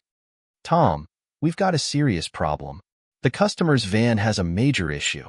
I think it might be a total loss. Tom's stomach dropped. Mark was referring to the delivery van for the upscale restaurant that had been a repeat customer since they first opened. If anything went wrong with that van, Tom knew he could lose the customer, and with it, a significant portion of the business they had worked so hard to build. He quickly called Mark. Tom, it's bad. We've been working on the van all week, but the engine's shot. I don't think it's worth fixing. The customer's going to be pissed, and we might lose them for good, Mark said, his voice tense. Tom took a deep breath. All right, don't panic. Let me come by and take a look. We'll figure something out. When Tom arrived at the back of the shop, Mark and the rest of the crew were gathered around the van. Mark was right. The engine was completely shot. The repairs that had been done just a few months ago had failed, and now it looked like the van was beyond saving. The cost to replace the engine would far exceed the value of the vehicle itself. Tom knew that telling the restaurant owner would be a difficult conversation. I'll take care of it, Tom said, rolling up his sleeves and looking over the engine. We'll find a solution. I'll talk to the owner and explain the situation. Mark nodded, but his frustration was clear. I just don't want us to get a bad reputation because of this, Tom. Tom understood. They couldn't afford a mistake like this to destroy their credibility. The reputation of the shop had been built on trust and quality work, and one mishap could undo everything they had worked for. That afternoon, Tom made the difficult phone call to the restaurant owner. His hands were shaking slightly as he dialed the number, but he forced himself to stay calm. Hello, this is Tom from the shop. I'm afraid I've got some bad news about your van, he started, trying to keep his voice steady. We've been working on it, but it turns out the engine is beyond repair. The cost to fix it would be more than it's worth, and I don't think it's in your best interest to go ahead with the repair. There was a long silence on the other end of the line. Tom could practically hear the restaurant owner processing the information. Are you telling me my van is useless? The owner finally asked, his voice tight with anger. Tom felt a pang of guilt, but kept his tone professional. I'm afraid so. We've tried everything we could, but at this point, it would be better for you to consider replacing the van entirely. The restaurant owner's frustration was palpable. You've had my van in your shop for days, and now you're telling me this? This is a disaster. I need my van for tomorrow's deliveries. I've already got a full schedule. I understand how critical this is for you, Tom said, his voice apologetic. I'm really sorry for the inconvenience. Here's what I'm going to do. We'll arrange for a tow service to help get the van to you, and I'll cover the cost of the towing. And, if you decide to replace the engine with a new one, I'll give you a discount on the new work. You won't pay full price. The restaurant owner didn't respond immediately, but Tom could hear the tension on the other end of the line. After a few moments, the owner sighed deeply. "All right, I'll think about it. But this doesn't look good for you, Tom. You've lost my trust on this one." Tom felt the weight of those words. He had worked so hard to build trust with his customers, and now it felt like he was losing it in one fell swoop. "I get it, and I'll do everything I can to make it right," he replied. As he hung up the phone, Tom felt a deep sense of dread. He had never anticipated a situation like this, where a mistake could potentially cost him a loyal customer, not to mention his reputation. He knew the restaurant owner had every right to be upset, but he also knew that he had done everything he could to resolve the issue. It was just bad luck, and sometimes that was part of the business. When he returned to the shop, he gathered the team together. They were all looking at him, waiting to hear what the outcome of the phone call had been. "The vans are right off," Tom said, rubbing his face in frustration. "The owner isn't happy, but I've offered to cover the towing costs and give them a discount if they decide to fix it. We'll just have to wait and see." Mark crossed his arms, his expression conflicted. "That's good you're trying to make it right, but it's still a huge hit." "I know," Tom said. "This is a major setback for us, but we're not giving up. We'll do whatever it takes to rebuild that trust." The team was quiet for a moment, but Tom could sense their support. This was a turning point for the shop. They had built a reputation on quality work, but they hadn't faced a real crisis like this before. How they handled it would determine whether they could keep the momentum going or risk everything they had worked for. Over the next few days, Tom spent most of his time on the phone with the restaurant owner, offering solutions and doing damage control. He arranged for a replacement vehicle to be delivered to the restaurant at no charge, so the business wouldn't suffer from the lost van. He also took the time to meet with other customers, reassuring them that the shop's commitment to quality and customer service hadn't changed.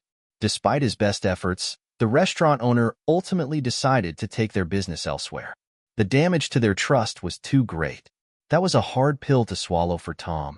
He had done everything in his power to make things right, but sometimes it wasn't enough. As Tom sat in his office late one evening, reflecting on the situation, he felt a sense of defeat. He had put everything he had into the shop, but now, with one mistake, it felt like everything was crumbling. He thought about the advice Tony had given him all those months ago.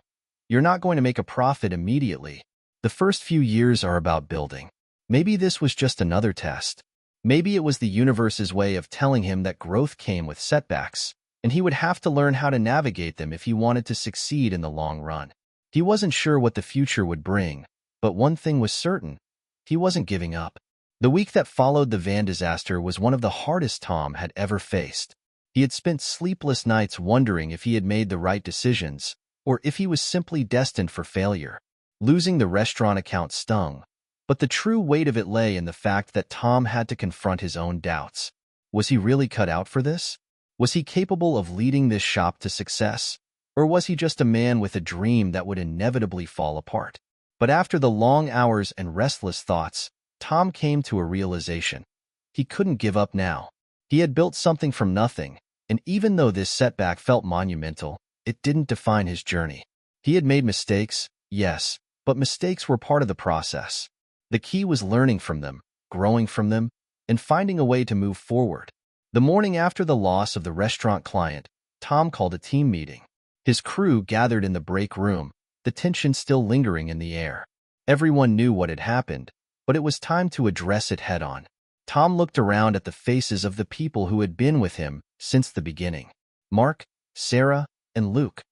All of them had stood by him through the growing pains, the struggles, and the victories. But this was different. This was a challenge none of them had anticipated.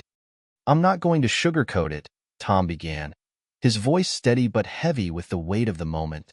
"We lost a big client last week, and that's on me. It's not just about the van.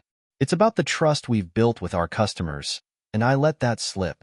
I let us down." There was a pause, a silence that hung in the air. Tom could see Mark and Sarah exchange glances. No one said anything for a moment, and for the first time in a while, the shop felt like a different place, tense, uncertain. "I know I can't fix everything overnight, but I want to make it right," Tom continued. "The shop is more than just me. It's all of us, and I want to rebuild the trust we've lost." but I can't do it alone. I need your help." Mark, who had been uncharacteristically quiet, spoke up. "We're with you, Tom. We've got your back." Sarah nodded in agreement. "Yeah, we all make mistakes. It's how we handle them that matters." Tom felt a rush of relief. The team's support was a reminder of why he had come this far in the first place. He wasn't alone, and with their help, he could rebuild not just the business, but the trust and reputation they had worked so hard to establish. Later that day, Tom met with a few other loyal clients, ones he knew he couldn't afford to lose. He explained the situation to them, offering transparent updates on the steps he was taking to improve the shop's operations and ensure that mistakes like the one with the van didn't happen again. The honesty was raw, but Tom knew it was the only way to rebuild the trust they had lost. To his relief, most of the clients appreciated his honesty and commitment to making things right. A few even expressed understanding and reassured Tom that they would continue to send business his way.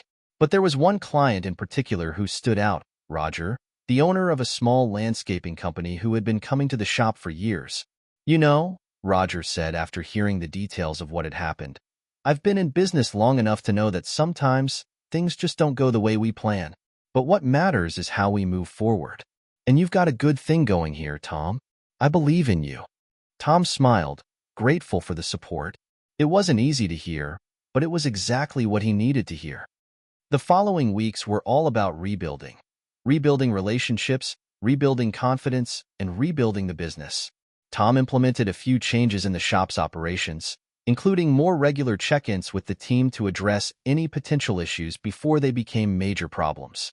He also restructured the way they communicated with customers, ensuring that no one would be left in the dark when things went wrong. But it wasn't just about fixing the mechanics of the business. It was about showing the world and his team that they were more than just a place to fix cars. They were a business that stood behind its work, no matter the challenges that arose. One day, about a month after the incident, Tom received a call that he didn't expect. "Tom, it's Roger," the voice on the other end of the line said. "I've got a friend who's looking to fix up a truck. He's had some bad experiences with other places, but I told him you're the guy he should talk to." Tom's heart skipped a beat. The reputation he had worked so hard to build was starting to come back. He didn't know if it would ever be quite the same as before, but this was a step in the right direction. "Thank you, Roger. I won't let you down." Days turned into weeks, and Tom found himself looking at the shop in a new light. He had always thought that success was about avoiding mistakes, but he had come to realize that true success was about how you handled the inevitable mistakes that came your way. He had learned that being a business owner wasn't just about leading a company. It was about leading with integrity, resilience, and a willingness to grow. And, perhaps most importantly, Tom had learned that rebuilding was just as much a part of the journey as building from the start. As the months passed, the business began to stabilize. Tom wasn't able to recover every lost client, but he had regained the trust of those who mattered most. The shop was back on track, and his team was stronger than ever. The experience with the van, the crisis that had shaken everything he believed in, had turned out to be a defining moment. Tom wasn't just the owner of a growing business anymore. He was a leader who knew the importance of humility, hard work, and perseverance. And with those lessons, he felt ready to face whatever came next. The weeks following the crisis had brought a sense of stability, but Tom knew that stability wasn't enough. It wasn't enough just to rebuild the business and restore the relationships he had lost. He needed to grow, to take things to the next level. He had always been ambitious, and now more than ever, he realized that if he didn't push for growth, the shop would eventually plateau. Tom's thoughts had been consumed with the idea of expansion. He'd already invested time and energy into rebuilding the team's trust, gaining back lost customers, and getting the shop running smoothly again. But there was another layer to this journey, something he had to face head-on if he wanted to take the business beyond what it currently was.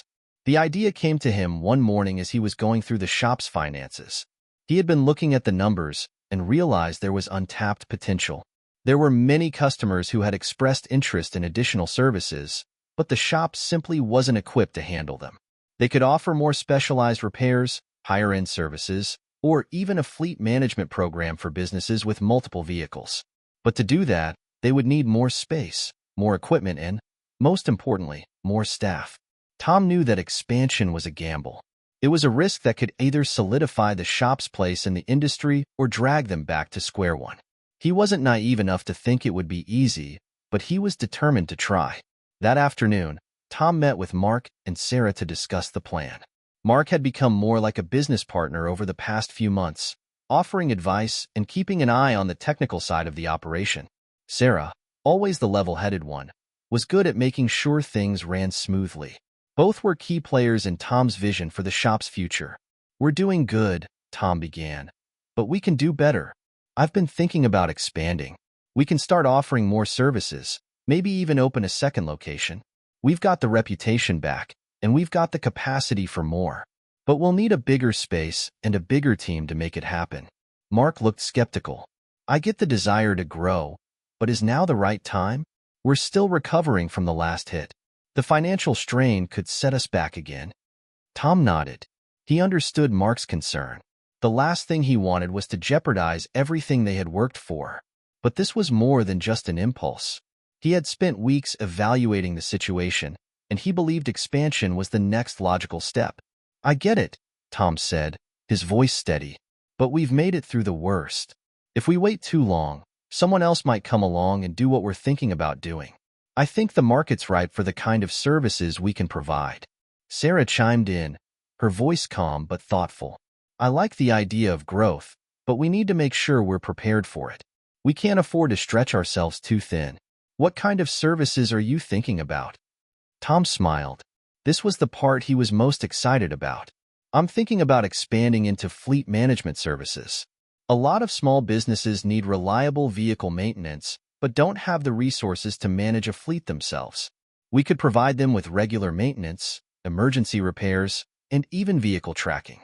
It's a big market, and it could create a steady stream of revenue." Mark raised an eyebrow. "That's a big shift from just doing repairs for individual customers." "I know," Tom replied, "but it's a change that makes sense. It's scalable, and we already have the expertise. The only thing we're missing is the infrastructure. We need to invest in more equipment, and maybe even another location." The room was quiet as Mark and Sarah processed the idea. Tom could see that they were both weighing the risks against the potential rewards. He was ready to take the plunge, but he needed them to be on board, too. "I think it's worth exploring," Sarah finally said, "but we need a detailed plan. How much would it cost to get started?" Tom had already thought through the numbers. "It'll be expensive, about $200,000 to start. That includes the new space, the equipment, and hiring a few more people.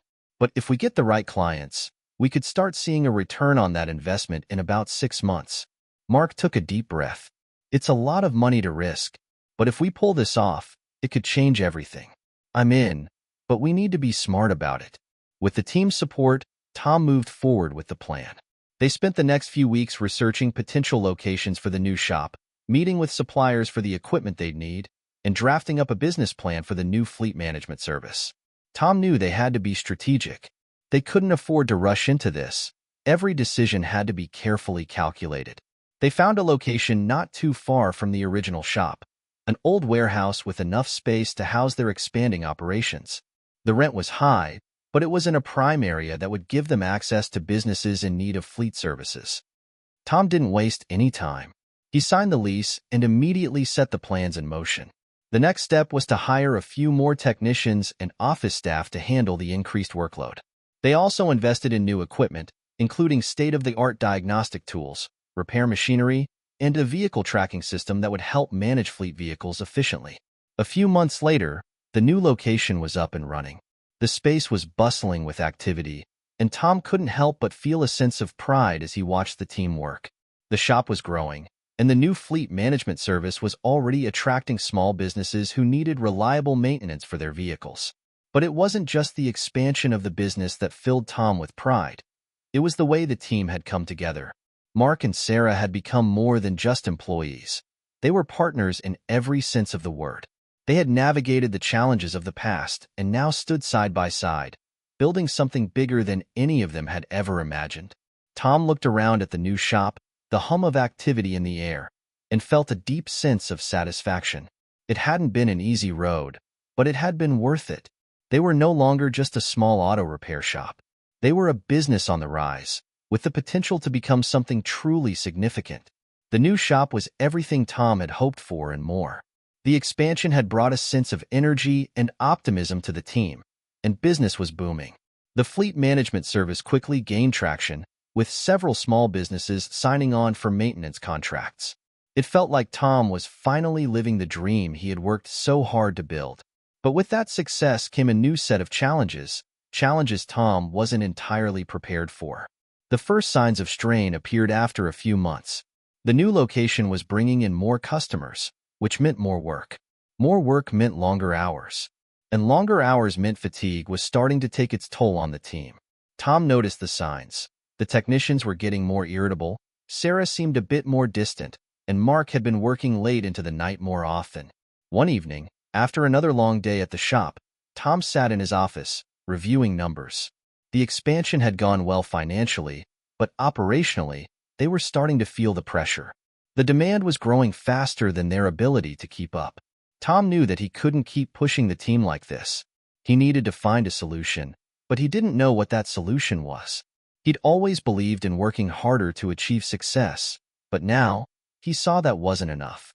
If they didn't manage the growth properly, they could easily lose everything they had built. The next morning, Tom called another meeting. This time, the conversation would be different. He could sense the exhaustion in the air, and he knew it was time to address it head-on. "Okay, team, we need to talk," Tom said, looking around the room at the familiar faces. "I can see it. Everyone's tired. I'm tired. And it's not going to get better if we don't make some changes." Mark leaned forward, his brow furrowed. "We've been putting in the hours, Tom. We're getting things done, but it's starting to feel like we're barely keeping up. I'm worried that if we don't make some adjustments soon, it's going to catch up with us." Sarah nodded. "It's not just the hours. We're juggling more work than we can handle. We need more hands on deck, or things are going to start slipping through the cracks." Tom took a deep breath. This wasn't easy to admit, but he knew it had to be done. "I've been thinking the same thing. We've reached a point where we need to scale, not just in terms of equipment, but in terms of the people we have. We need to hire more staff, and we need to make sure we have the infrastructure in place to support the growth." They spent the next few days discussing their options. Tom made a list of the key areas where they needed help: additional technicians to handle the increased workload, customer service representatives to manage the growing list of clients, and an office manager to help coordinate operations.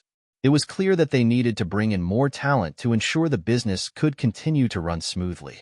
But finding the right people wasn't as easy as Tom had hoped. The job market was competitive, and Tom wasn't willing to settle for just anyone. He needed people who shared the same values and work ethic as the original team. He didn't want to hire just to fill positions. He wanted to hire individuals who would help the business grow without compromising the quality of work they had built their reputation on. After a few weeks of interviews, Tom finally found the right candidates. He brought in 2 new technicians, both experienced and eager to contribute, and an office manager who had a knack for organizing and managing customer relationships. Tom felt a sense of relief knowing that the team was finally starting to grow in the right way. But even with new hires in place, Tom couldn't help but feel a constant undercurrent of stress. The balance between running the business and maintaining personal relationships was becoming more difficult to strike. He hadn't seen his friends in weeks, and his time with his family had become sparse. Tom knew that success in business came at a cost, but he hadn't anticipated how that cost would feel on a personal level. One evening, after a particularly grueling day, Tom sat at the kitchen table with his wife, Claire. She could tell something was bothering him. "You've been quiet all night," Claire said, setting down her coffee cup. "What's going on?" Tom rubbed his face, the weight of the world pressing on his shoulders. "I'm just overwhelmed. The shop is doing well, but I feel like I'm losing control. There's so much going on, and I can't keep up with it all." Claire looked at him with concern. "You've been working nonstop, Tom. I know you're doing this for us, but you can't keep pushing yourself like this. You need to take care of yourself, too." Tom sighed. "I know. It's just hard to step back when everything feels like it's hanging by a thread. I want to make sure we're always improving, but I don't know if I can keep this pace up." Claire reached across the table, placing her hand over his. "You don't have to do it alone. You've got a team, and you've got me. It's okay to lean on people, Tom. You don't have to carry it all yourself. Her words hit home. Tom had always prided himself on being the one to take charge, to make things happen. But Claire was right. He didn't have to do it all alone.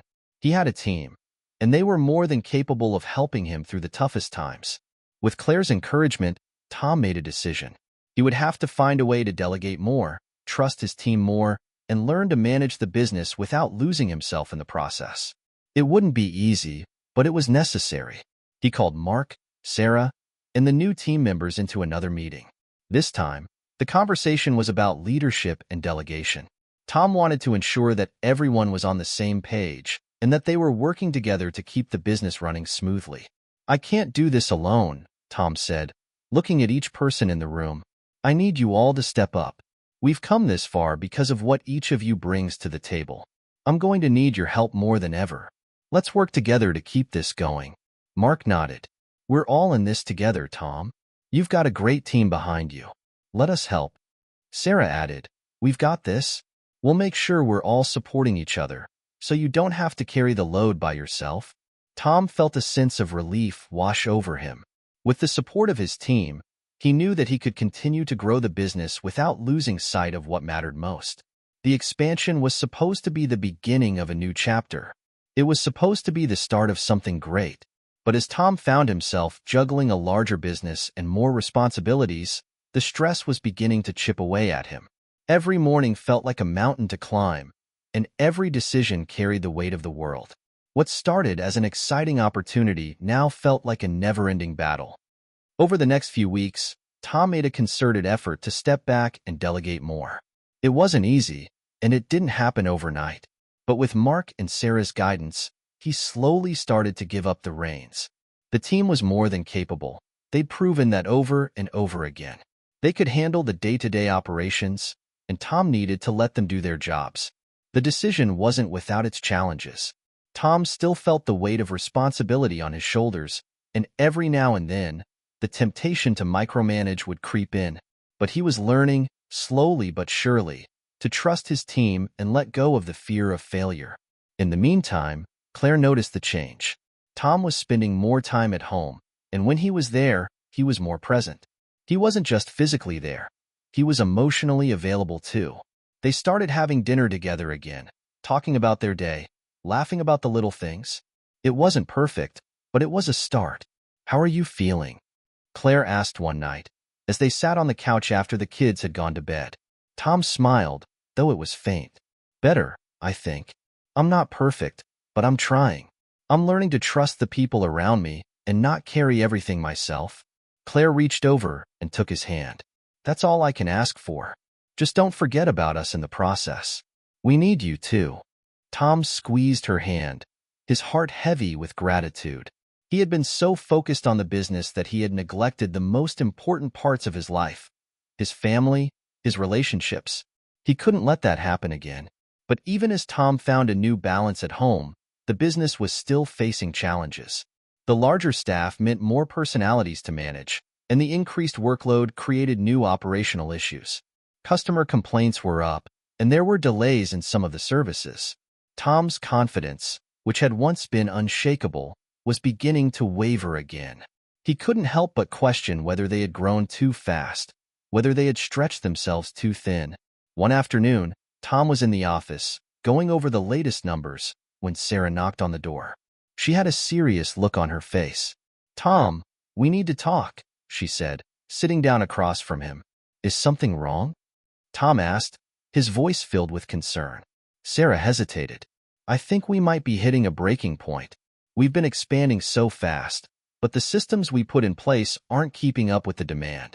We've got customers waiting longer for repairs, and we're getting behind on projects. It's starting to affect our reputation. Tom's stomach dropped. This was the last thing he needed to hear. What do you suggest we do?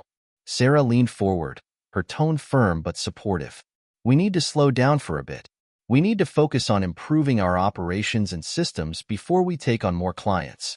It's better to fix what's broken now than to risk everything by continuing to grow too fast. Tom stared at the papers in front of him, the weight of her words sinking in. He didn't want to slow down, not when they were so close to achieving everything they had dreamed of. But Sarah was right. They needed to take a step back, evaluate their processes, and fix what was wrong before they moved forward. All right, Tom said after a long pause.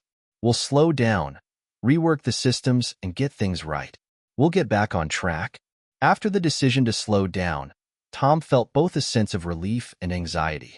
Slowing the expansion wasn't a step backward. It was a conscious decision to rebuild from the inside out. He knew it had to be done to save the company, but it felt like a gamble. The foundation that had seemed so solid only a few months ago was now cracking under the pressure. Tom spent the following weeks working closely with his team, diving into the operational side of the business. They reviewed every part of the process, from customer intake to repair timelines, from inventory management to employee training. They identified several areas where they had been cutting corners, trying to meet the ever-growing demand. Sarah had been right. They had been so focused on growth that they had neglected the essential parts of the business that kept it running smoothly. The systems they had in place were outdated, and their customer service was starting to suffer because of it. Tom knew that fixing these issues would take time, but he was committed to making the business sustainable, no matter what. The first step was reorganizing the team. Tom sat down with Mark, Sarah, and the new hires, explaining the need to prioritize quality over quantity. They would scale back their marketing efforts temporarily, focusing instead on making the existing clients happy and improving their internal systems. Tom's goal was to ensure that they could handle a higher volume of work without sacrificing the quality and reliability that had brought them success in the first place. We've got to take a step back, regroup, and refocus on the basics, Tom told the team. We need to rebuild the trust we've earned with our customers and make sure our operations are solid before we even think about expanding again. As the weeks passed, Tom began to feel a sense of control returning to the shop. The backlog of work was being cleared, systems were being put into place, and the technicians were getting the training they needed to improve their efficiency. The focus was on making sure each job was done right the first time, even if it meant turning down new business for a while. It wasn't easy. Turning down jobs felt counterintuitive after months of growth, but it was necessary. Quality, not quantity. Tom was also spending more time with his family, reconnecting with Claire and the kids. They had dinner together most nights, and Tom made a point of being present. For the first time in months, he wasn't checking emails at the dinner table or worrying about a new job coming in. He was able to enjoy his family's company without the weight of the business constantly hanging over his head. But even as things started to feel more manageable, the fear of failure still lingered. What if they couldn't regain their momentum? What if their clients moved on to competitors who were faster and more reliable? Tom pushed these thoughts aside, focusing instead on the present, on what he could control. One afternoon, as Tom was walking through the shop, he noticed a familiar face. It was a longtime customer, Dave, who had been one of their first clients when they opened the shop. Dave had always been a loyal supporter, but this time, he looked concerned. "Tom, we need to talk," Dave said, his voice serious. Tom felt a knot form in his stomach. "What's going on, Dave?" "It's about the work you guys did on my truck," Dave started, his tone flat. "I'm not happy with the repairs. I had to bring it back in twice already. I know you've been busy, but this isn't what I've come to expect from you." Tom felt the weight of the words settle in his chest. This was exactly what he had feared, losing the trust of his clients. He had worked hard to build the reputation of the business, and now it was at risk. "I'm really sorry to hear that, Dave," Tom said, trying to keep his voice steady. "I know we've had some challenges lately, but I want you to know we're doing everything we can to fix these issues. I'm personally going to make sure your truck gets the attention it needs." Dave nodded, still looking unsatisfied. "I appreciate that, Tom, but I need to see results. If things don't improve, I'll have to find someone else to do the work." Tom's heart sank. He understood. This wasn't just a complaint. It was a warning. The pressure of the last few months had started to affect their reputation, and Dave wasn't the only one who was noticing. "I understand," Tom said. "We're doing everything we can to improve. Please give us a chance to make it right." That night, Tom sat in his office, the weight of the conversation with Dave weighing heavily on him. He knew that customer loyalty wasn't something you could take for granted. If they didn't turn things around quickly, the business could lose everything they had worked for. He called Mark and Sarah into his office the next morning, explaining the situation with Dave and the need to take immediate action. "We need to do a quality control check on every job we've done in the past month," Tom said. "We need to make sure nothing has slipped through the cracks. If we're going to turn this around, we need to prove to our customers that we're still the best." Mark and Sarah agreed. They immediately began setting up a system to review each completed job, checking for any potential issues or mistakes. It was a massive undertaking, but Tom knew it was the only way to rebuild their reputation. For the next week, the team worked tirelessly, going through every job, fixing mistakes, and making sure nothing was overlooked. The results were immediate. Customers who had previously expressed dissatisfaction were now returning, impressed with the improvements. Slowly but surely, the shop's reputation began to shift back toward the positive. It wasn't easy, but it was working. Finally, after weeks of hard work, Tom felt a glimmer of hope. The business was starting to stabilize. They had turned things around, but it had taken every ounce of effort and dedication to get there. Tom was exhausted, but he was also proud. They had proven that they could handle adversity and come out stronger on the other side. Tom stood in the shop, looking around at the team. They had all worked so hard to get to this point, and now, more than ever, he understood the value of teamwork, patience, and perseverance. They had rebuilt what they had lost, and Tom knew that they could keep moving forward, one step at a time. It had been a long, difficult journey, but as Tom stood in front of his business one morning, watching the sun rise over the shop, he felt a sense of accomplishment that was different from anything he had experienced before. They had made it through the storm. They had rebuilt, learned, and grown. And now, for the first time in a long time, Tom felt confident about the future. The decision to slow down and rebuild had been the right one. It wasn't easy, but it had given the business the opportunity to catch its breath and refocus. The quality control systems they had implemented were now second nature to the team, and the trust they had worked so hard to build with their customers was slowly being restored. Business was picking up again, but this time, Tom wasn't rushing to expand. Instead, he was focused on maintaining a steady, sustainable growth rate. They had learned the hard way that scaling too quickly could be disastrous, and now, Tom was more careful about every decision he made. Claire had noticed the change in Tom as well. Their relationship had healed over the past few months, and though they still had their challenges, they were now working together to build a better life for themselves and their children. Tom made an effort to be home more, to spend quality time with his family, and to not let the business consume him. He was learning to set boundaries, something that had been almost impossible in the past. One evening, as they sat down for dinner, Claire looked at him with a soft smile. "You're different, Tom. You've changed." Tom took a deep breath. "Yeah, I've learned a lot. I've realized that I can't do it all on my own, and I can't sacrifice everything, including you and the kids, just to make the business work." Claire nodded, her eyes filled with understanding.